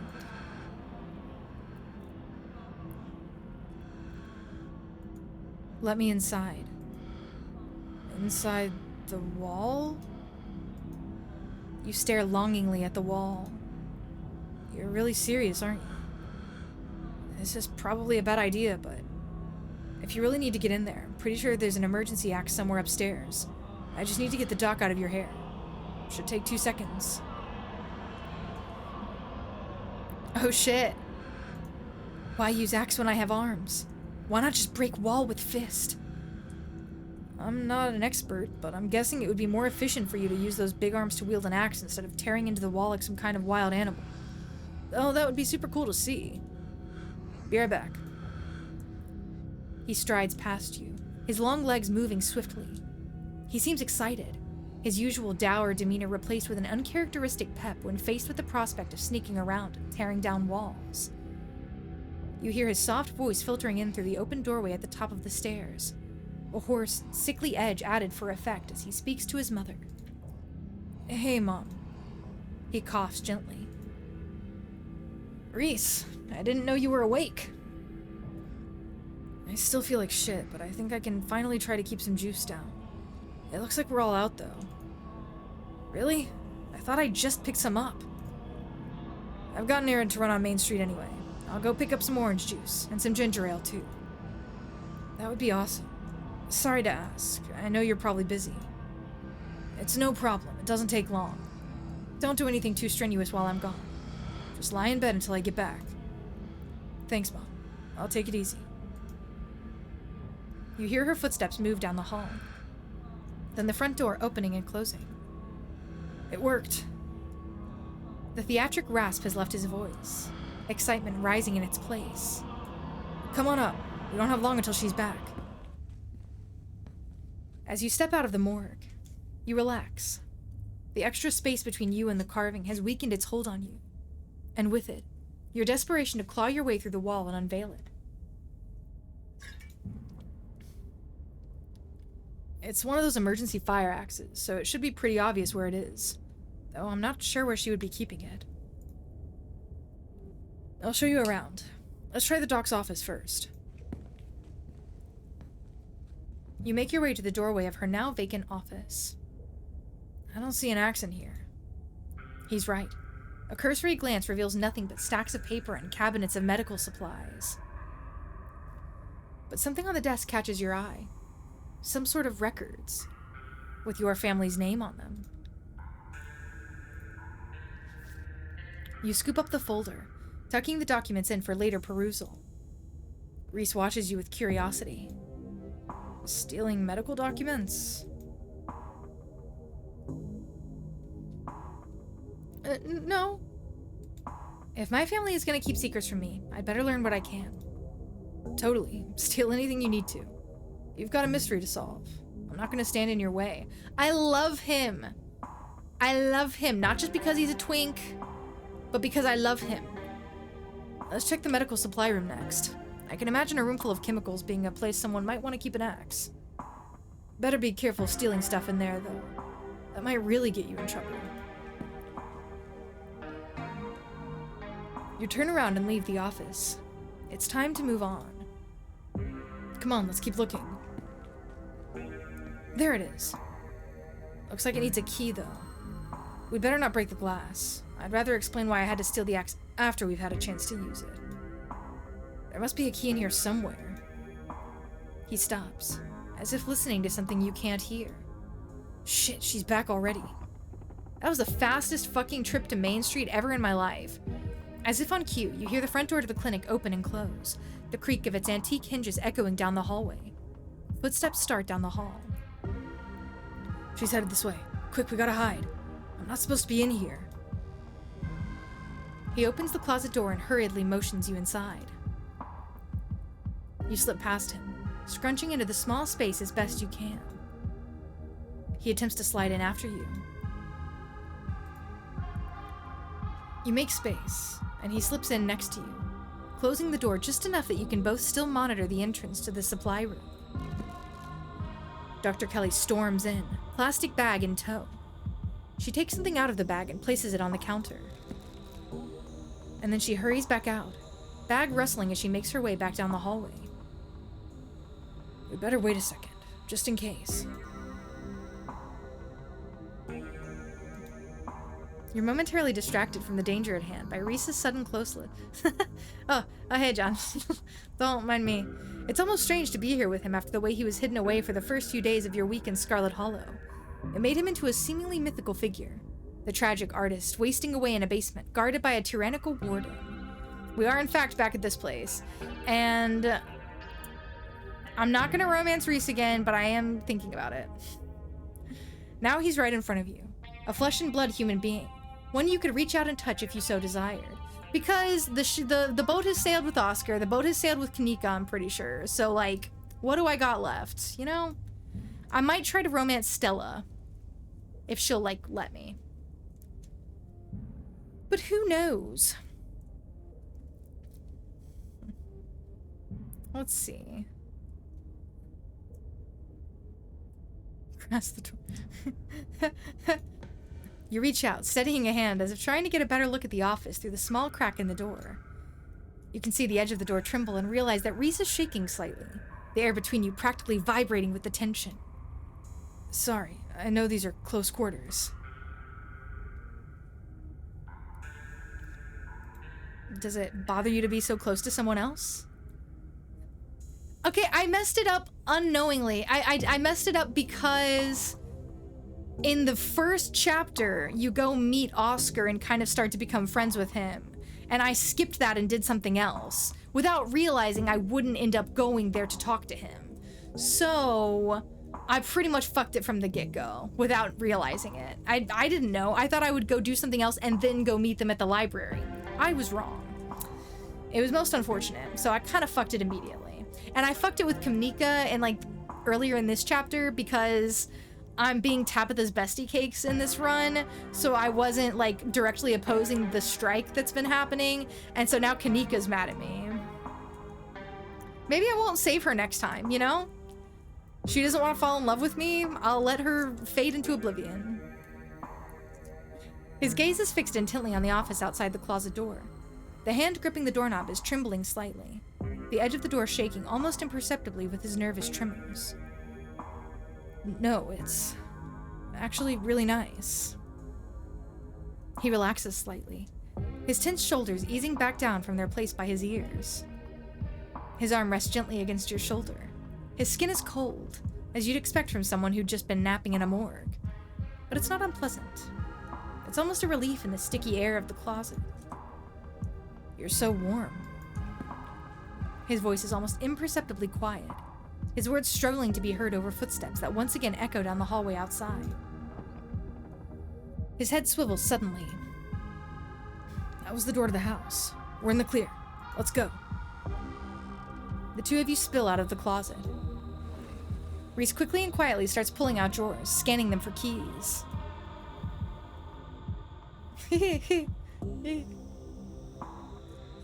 I'm not gonna romance him, I'm just gonna flirt. Oh, I was having fun in there. Reese pauses his search, barely glancing back at you. But you still see pink blossom on his cheekbones. We could always spend more time together later, once we're done sneaking around. If the doc hasn't kicked you out by then. He turns away, continuing to rifle through drawers, trying to hide the grin that spread across his face at the suggestion. Hee-hoo. You watch while he rifles through drawers, content to let him figure it out. I think I could probably still romance Stella, right? She feels like the most basic romance option. Surely I could still do that. Soon there's a jingling of keys, and he turns to you, victorious. There we go. They're even color-coded. She made this too easy. Reese pauses to look at the plant on the table. It was weird of her to drop that off, right? Why would she put some alien-looking fruit in the supply room? She's not a pharmacist. She's not supposed to make her own medicine. This room is for storing stuff she orders from an actual pharmacist. And I doubt it's decorative. My throat hates me today, bro. What happens if he just doesn't find out?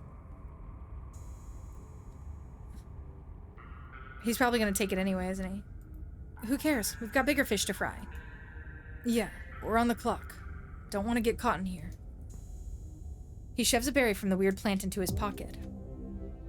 I'll meet you down there. I've got to come up with something to cover for the noise. He hands you the axe, and you make your way back down the hallway towards the morgue. You follow Reese's instruction, once again starting down the basement stairs, letting the pull of the stone carving guide you back to the morgue. Ugh, my lungs need oxygen. Dr. Kelly's voice filters down from above. I was right. We did already have juice. It was just in the back of the fridge. But there's no harm in having extra. What are you doing in the clinic? I thought I told you to go rest. Oh, I'm just gonna chill in the morgue. I got my speakers, so if you hear some weird sounds, that's just my music. I'll be sure to put in earplugs to drown out all that industrial clanging you listen to. You know I'm not the biggest fan of you spending time down there. It can't be good for your mental health to hang out in a refrigerator for corpses. Do you at least have a blanket this time? Yeah, I'll be fine. It's just a change of scenery. My room feels too claustrophobic right now. Okay, I'll let you know when it's time for dinner. You hear the door close, and the sound of Reese descending the stairs to join you in the fluorescent-lit room below. Hey. Wall!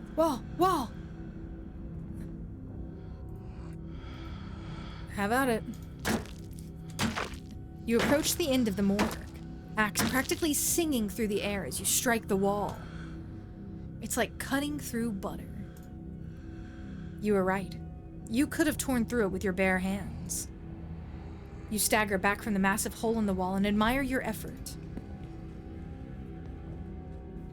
Holy shit. The splintered edge frames a dark passage, seemingly cut deep into the side of the cliff, cold seeping from a forgotten place into the already frigid morgue. Reese coughs as he takes a better look at what lies beyond the wound in the wall. There's a whole hallway back there.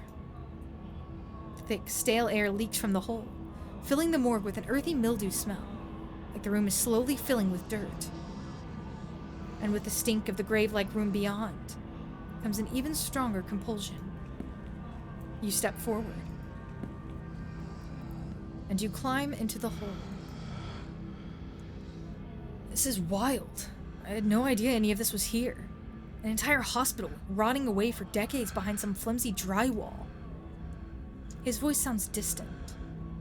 Your sole focus is finding it. Your feet move without prompting. You stumble down the hallway towards the far wall, barely registering the antique clutter as you stagger past it. Whoa, are you okay? You don't respond, and you don't bother to retrieve the axe.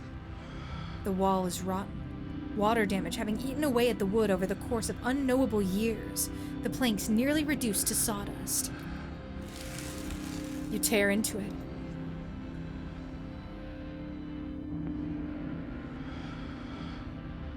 Enoch, I thought you weren't going to come. I was worried you'd leave me here forever. They said there's nothing they can do. I'll never use my legs again. Enoch, what am I going to do? Calm down, Teddy. These doctors don't know what they're talking about. I've been doing my own research, and I've found us an alternative. We won't have to worry about anything from here on out. I promise.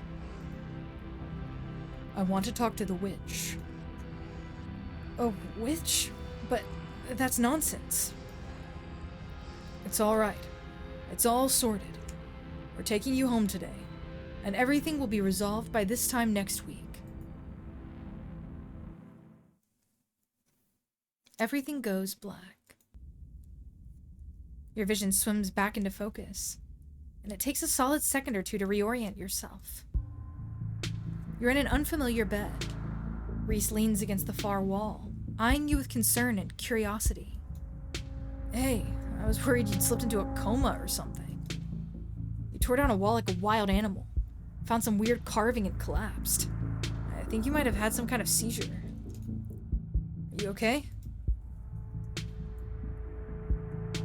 Wait, nothing spooky happened? The mountain didn't collapse on us? No ghosts? No, nothing. You just fell down, twitched a little, and when you seemed stable, I carried you back here. That was a few hours ago. You carried me through a hole in the wall and up and down a bunch of stairs? But my muscles. What? It wasn't super far or anything. I just picked you up and carried you. I might be sick a lot, but that doesn't mean I'm made of paper. I can still do things normal people can do. Normal people can't pick me up like I'm a child. You must be really strong.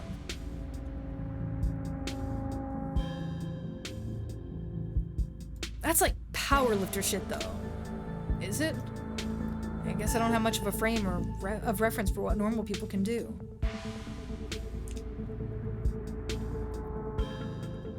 What happens if I just, like, leave?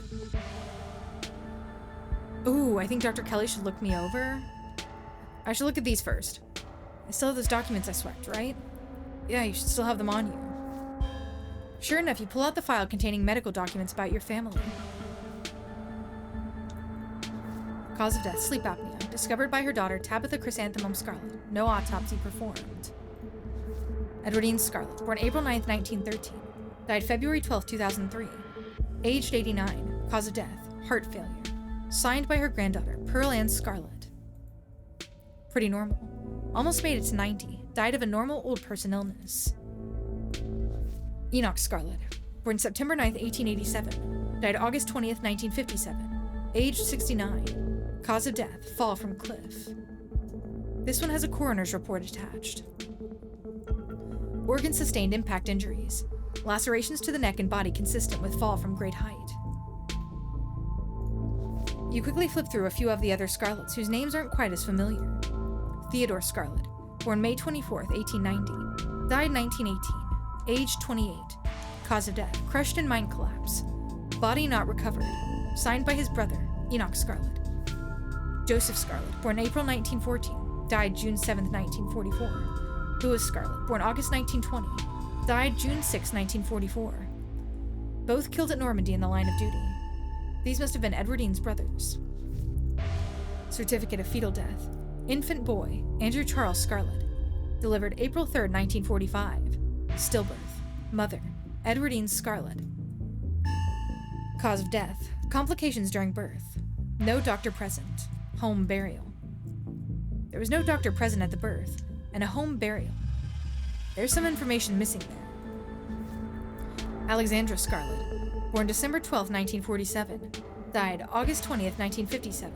Age 9. Missing, presumed dead. Signed by mother Edwardine Scarlet. Alexandra, the owner of the doll. So she went missing. Mary Bell Scarlet, born September 3rd, 1946. Died October 30th, 1963. Aged 17. Cause of death, complications during childbirth. Signed by her mother, Edwardine Scarlet.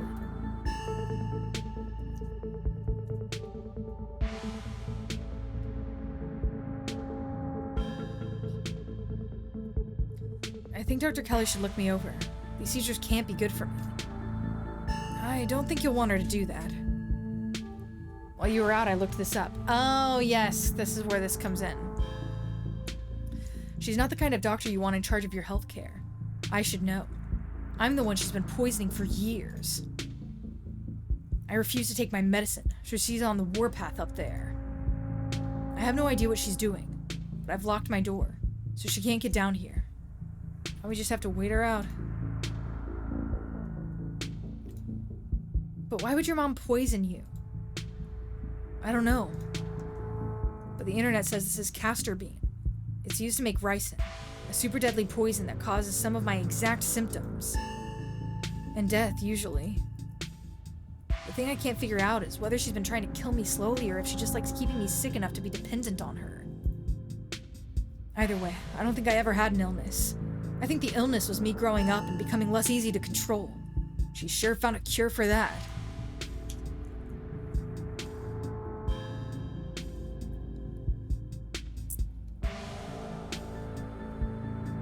Let's see. We need to get you out of here. Who knows what she'll do when she finds out what you know? Where would we go? The only person I know who has a car is Kanika, and she's not answering her phone. I don't know anyone else. I don't have any other family to go to. I never even finished high school. When I get out of this house, I don't know how I can make sure I don't wind up right back down here.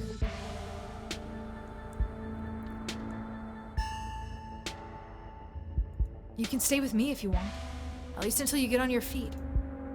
And it's a basement, so it'll be familiar territory for you. Probably floods more often than you're used to, though. Even if there's constant standing water, that's still better than here. It's an exciting thought, living in Bardbuckleburg. With you. He's blushing. He smiles, his eyes distant as he imagines the possibility of such a life, undoubtedly for the first time. Thanks, Salami. You have no idea how much this offer means to me. But I guess we've still got to pass some time before we can get out of here. A distraction seems like a good idea. As you can probably tell, I'm getting a little jittery. Maybe it's the lack of poison in my system for the first time in years, or the fact that my whole perception of reality has been turned on its head. Probably a combo. It doesn't feel awful, to be honest.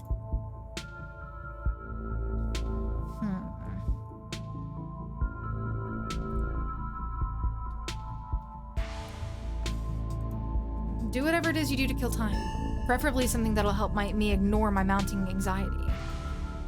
I only do two things, paint and watch movies. And I doubt watching me paint would be entertaining enough to distract you. I'd just be leaving it behind in an hour or two anyway. So, movie it is. Go ahead and get comfy. I'll pick something you might like. You know, I've been desperate to share Shi-no-Chi, Deathblood, with someone. Hello, Hannah.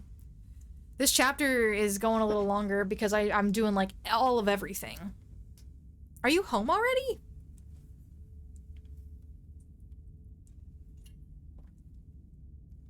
Reese gets the movie set up and joins you on the bed. Let me know if it gets to be too much for you. I'm not a great judge of how other people will react to the sorts of things I watch. I definitely don't want you to feel uncomfortable. Indeed. Wow, that just feels early. I guess I got used to your other rehearsals, though, where I felt like...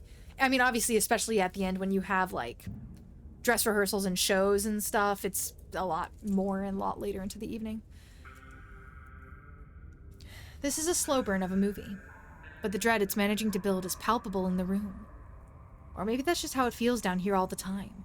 What with the grisly paintings, lack of lighting, cinder block walls, and, of course, the fact that the woman currently lurking upstairs had been poisoning her son since his teens. I've seen a couple of this director's other films, and they're all interesting. Though this is probably the best introduction to his work. The way it jump cuts to seemingly unrelated TV show recordings that then wind up tying back into the narrative adds a level of realism and depth to the world that I find really engrossing. It's found footage used to its fullest. Whew. I can't believe I'll be able to do things like this from now on. Just put on a movie and hang out with people I like. He's blushing again. He trails off, his newly energetic and chatty demeanor once again replaced with his usual shy, tense self. But you can still tell there's something different about him now that he hasn't had his daily dose of poison. I can just flirt. I can just flirt. But I shouldn't flirt. I'm not gonna romance him. Ignore him and watch the movie. I'm glad you'll be able to have a social life. And I'm happy to be a part of it. He smiles to himself. It's still hard to imagine. Hard to believe after all these years alone. That's going to be my reality. A man on the screen yells portents of doom into the camera, trailing off into a wordless scream. The plot is really heating up. I love that there are all these distinct sort of vignettes, little pockets of horror that affect a small number of people, and only once you start to see how they fit together can you realize some fundamental horror about the universe.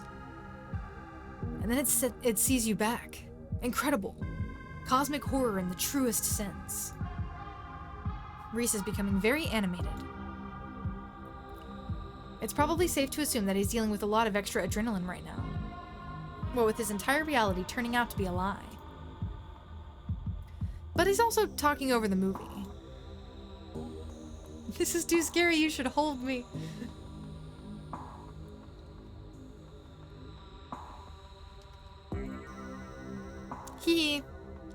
I'm sorry, I didn't mean to put on something so upsetting. He shifts to sit closer to you. His long arm unfolds, draping over your shoulder like a snake. Its many-fingered head resting gently against your arm. What an analogy I've just come up with. Is this better?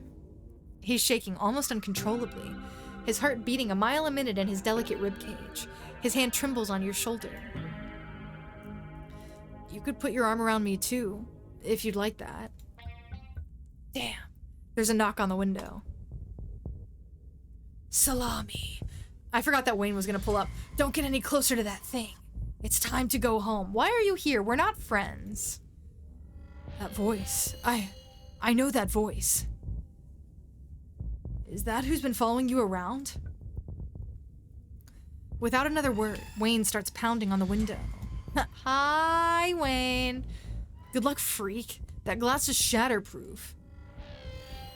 Enemies upstairs, enemies outside. We're surrounded.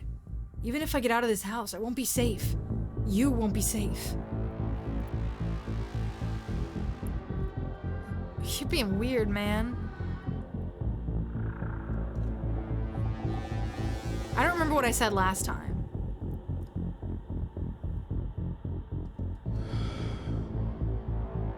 What do you mean? Wayne isn't going to hurt you. He hasn't hurt anyone. Yes, he will. He's furious with me. Can't you hear it? But I'm not weak anymore. I can fight back. I don't have to cower in fear from the people who want to hurt me. I can protect both of us, Salami. The window shatters. Spooky ooky! As Reese tears at his clothes, paint bubbles out from the canvases, his ghoulish figures peeling themselves out of their two-dimensional worlds, invading yours, crawling up the walls. Grab my hand. I'll pull you out. Can I actually do that? Leave us alone. Damn, because I'm trying to do different stuff this time, obviously. In a surge of violence, the change that has been brewing inside Reese finally comes. As it manifests, the broken basement window is sealed off, and Wayne along with it.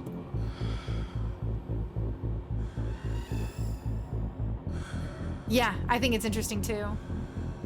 There's gotta be something to it, right? I could do something different here. I mean, obviously I'm not gonna romance him this time, so something different's gonna happen. Is it gonna be Reese being deaded? I don't know. We're gonna find out. I'm sure there are lots of things. I think it'd be interesting to run from him this time. You've seen enough to know you need to leave. You run up the stairs. The door is blocked by a chair. And then it's blocked by something else too. Oh, hell yeah. You toss the chair out of the way and tear through the paintings covering the door. They stretch and rip, yellow and red globs of paint coating your hands in place of viscera. Finally, the wood slippery in your painted grip. You fling the door open. You rush to the front door. But the things from the painting are faster. They flow out from every crack in the wood, flattening themselves against the door frame. You pull, but it's sealed shut, as if they'd learned from their first attempt. And then you hear the thunder of massive footsteps coming up from the basement stairs. Oh god, you turn to witness Reese. That's not a good angle for you, Reese. I can't let anyone leave right now. She might find a way out. But it's okay. I'll make it so she won't be able to hurt anyone anymore. Do I want Reese to die? Do I want Dr. Kelly to die? I have to romance her in some upcoming run. So maybe I should let her die this time. Because I'll have to romance her at some point. Go back downstairs. You'll be safe there. You size Reese up. You're going to need some heavier firepower than your fists to deal with him. What if I just go back to the basement? Isn't that interesting? Wouldn't that be interesting to just go away? To just say okay and leave? To bail? Okay. You do as you're told and return to the basement. Reese said you should stay here. So you will. There are a few moments of silence. It's interrupted by some kind of percussive sound, like a quiet gunshot. Because, I mean, I guess she could have gotten him, potentially. You hear heavy, stumbling steps. Did she shoot him? Did she get him? No. Then Dr. Kelly screams. It cuts out, uninterrupted. You can only imagine why. But Wayne was up there, right? Then silence returns. Holy shit! Then footsteps on the stairs down to the basement. It's done. She's not a problem anymore. I just got an achievement called Obedient. Do as you're told. That doesn't make me feel great about myself. Or does it? Anyway, hug him? Punch him?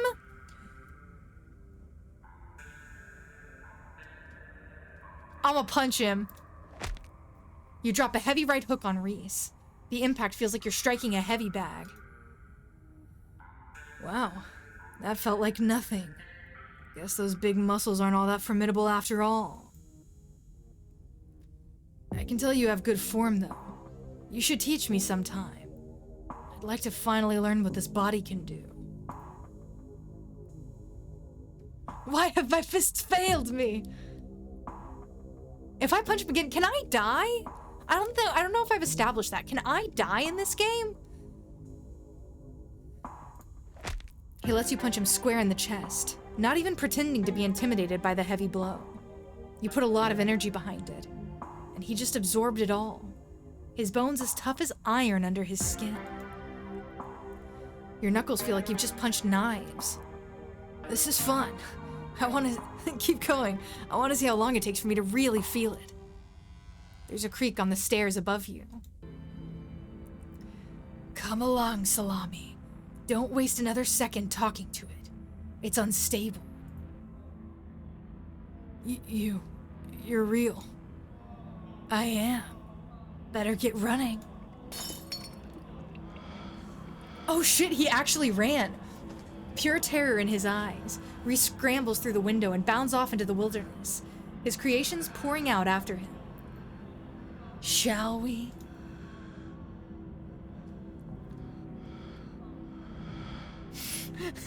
I kinda wanna attack Wayne again. I'm just in the fight or flight. I just gotta. You're definitely not at your physical peak at the moment. You're tired. The adrenaline from the day's events fading, replaced by a hollow exhaustion.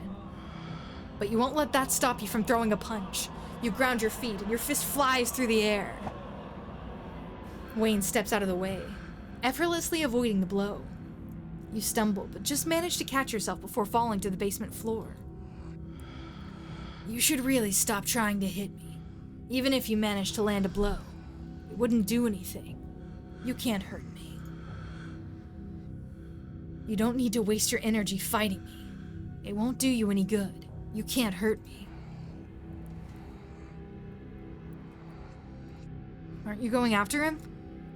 No, he's not worth my time now that you're safe. Did you do something to Sella? I didn't have to. She didn't have it in her to stand by your side. Remember that if you find her. She won't be there when you need her.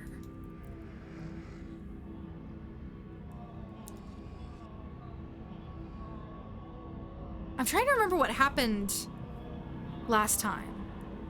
Last time, I calmed Reese down. He ran into the night. Dr. Kelly was alive. Wayne had gotten, like, something had happened to Wayne. I don't feel like I saw him again after that. I'm gonna follow him out of the clinic. You follow Wayne out of the clinic and back onto Main Street. I can't remember if I talked to Wayne after the fact last time. The night is oddly warm compared to the chill of the day. Crickets singing quietly in the sleepy little neighborhood. I at least expected it to make me see Dr. Kelly. Everything that happened in the clinic feels almost like a dream. And now that it's over, you realize how little it meshes with your understanding of the world. Is Wayne not coming with? It's time to go home. Oh, here we go. Before you and Wayne cover much ground, you're interrupted by the sound of panting and the telltale jingle of dog tags. Resater, nothing to see. As you turn to look for the source, your companion seemingly vanishes from your side. It's the militia. They've poured out of the woods to stand before you on the road. Look at that fierce little chihuahua. You were looking for Gretchen, weren't you? We found her and her person. They're by the side of the road a little ways through the woods. They're both fine, but the human wouldn't leave when we tried to make her, and Gretchen insisted on sticking by her side, so we'll have to take you to them.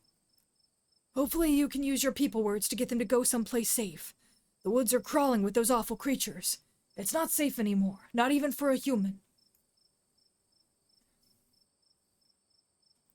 No way, I am tired. You are very, very good dogs. Lead the way. Yes, we are good dogs. Hear that, Scraps? I'm not in it for the accolades, Daisy. I just do it to help those who need it.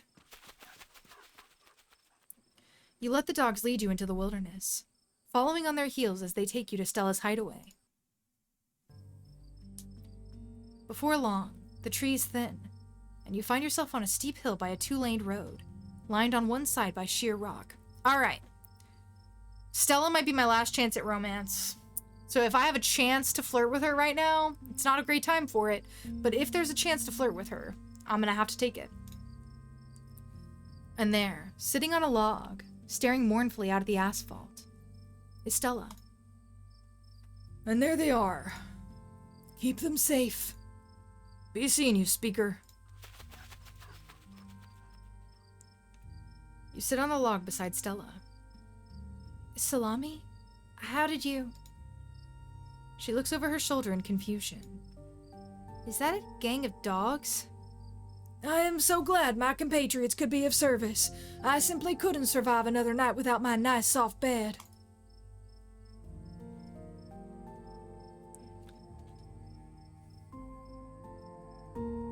Things happened. I'm just so happy you're okay. Oh, you poor thing. I'm fine, but thanks for not being mad.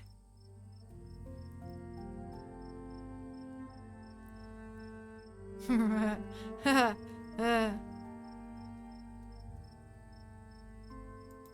just want to know what happened. Please, just talk to me. It doesn't matter. Everything's fine. What is this place, Stella? Why are you here? It's just a bunch of bad memories. There's nothing left to talk about. Come on, let's just get back to town. I know that, Stretch. That's the time to go home, Stretch. Thank the Lord I'll be sleeping in my own bed tonight. Thank you, Salami, for talking sense into this girl.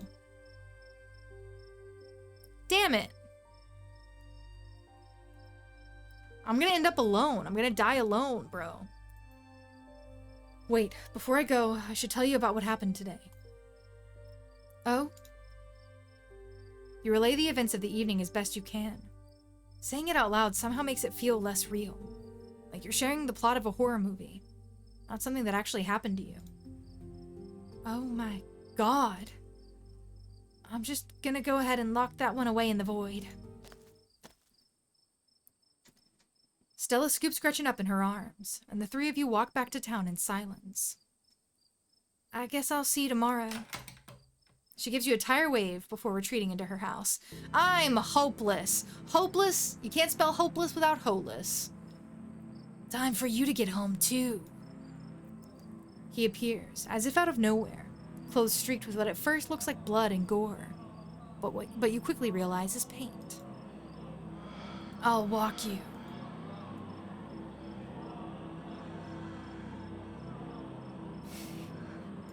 No way, dude. I'm walking home by myself. Bye! You start walking up the road, Wayne's silhouette quickly fading into the dark of the night. But it's not long before you hear the slow, methodical thud of boots on the road behind you. You turn to confront your pursuer.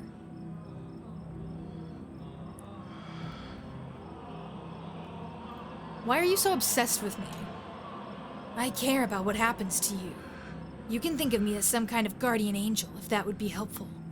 But it's time you accepted that you won't be getting rid of me. Wayne walks just ahead of you, in near complete silence.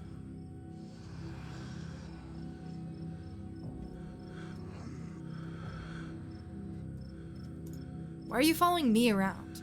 Why not Stella or Kanika or Sybil? Why not Tabitha? Because you're special. But why? Why am I so special? You simply are. Do you not feel the ties that bind us? They are unbreakable.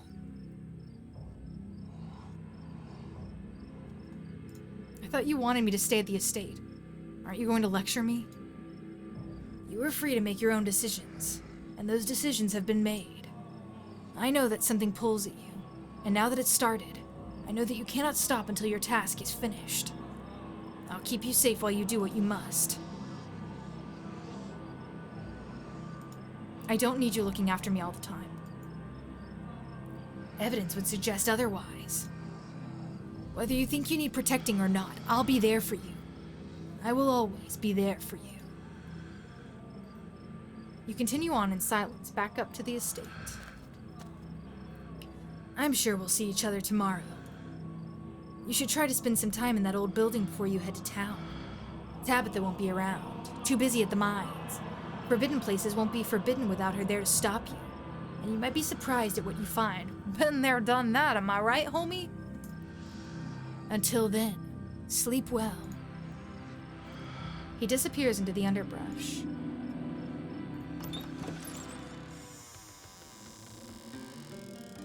You're back. I was wondering if something happened to you. Or if you'd maybe forgotten about our ice cream plans.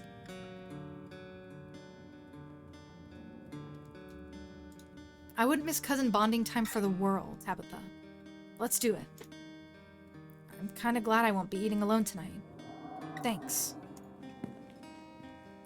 You follow your cousin to the kitchen, and she pulls out 2 pints of banana chocolate chunk. She puts one on the table and wordlessly thrusts the other into your hands. I'm sure there's a lot you want to talk about, but we're both here, we're both safe, and we both had a long week. Let's just exist together. The 2 of you stand in the kitchen, quietly eating banana-flavored ice cream while Frou Frou purrs gently in her sleep nearby. An oasis of calm. But as Tabitha's spoon scrapes the bottom of her empty pint, the moment ends. All right, I'm off to bed. You should try and get some sleep too. Here's hoping tomorrow is uneventful, right? Thanks for this. Your cousin leaves for her room, your body breaking down from the stress of the day's events. There's nothing left for you to do but head to bed, or pet Frou Frou. Fuck.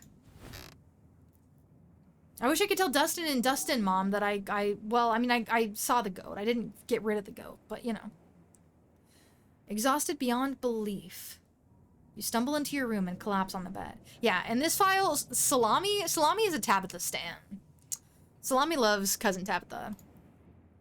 The damp smell of the mattress is starting to become almost welcoming. Why don't I close the door? Close the door. I cannot sleep with the door open. A sign that the now daily horrors of Scarlet Hollow are finally behind you. At least until the sun inevitably rises once again. You close your eyes, your exhausted body succumbing to sleep almost immediately. As you drift off, you think of Reese, out in the woods somewhere, blood-stained and free. And then you think of nothing. Hurrah! Huzzah! Hip hip hooray! We did it! Wow!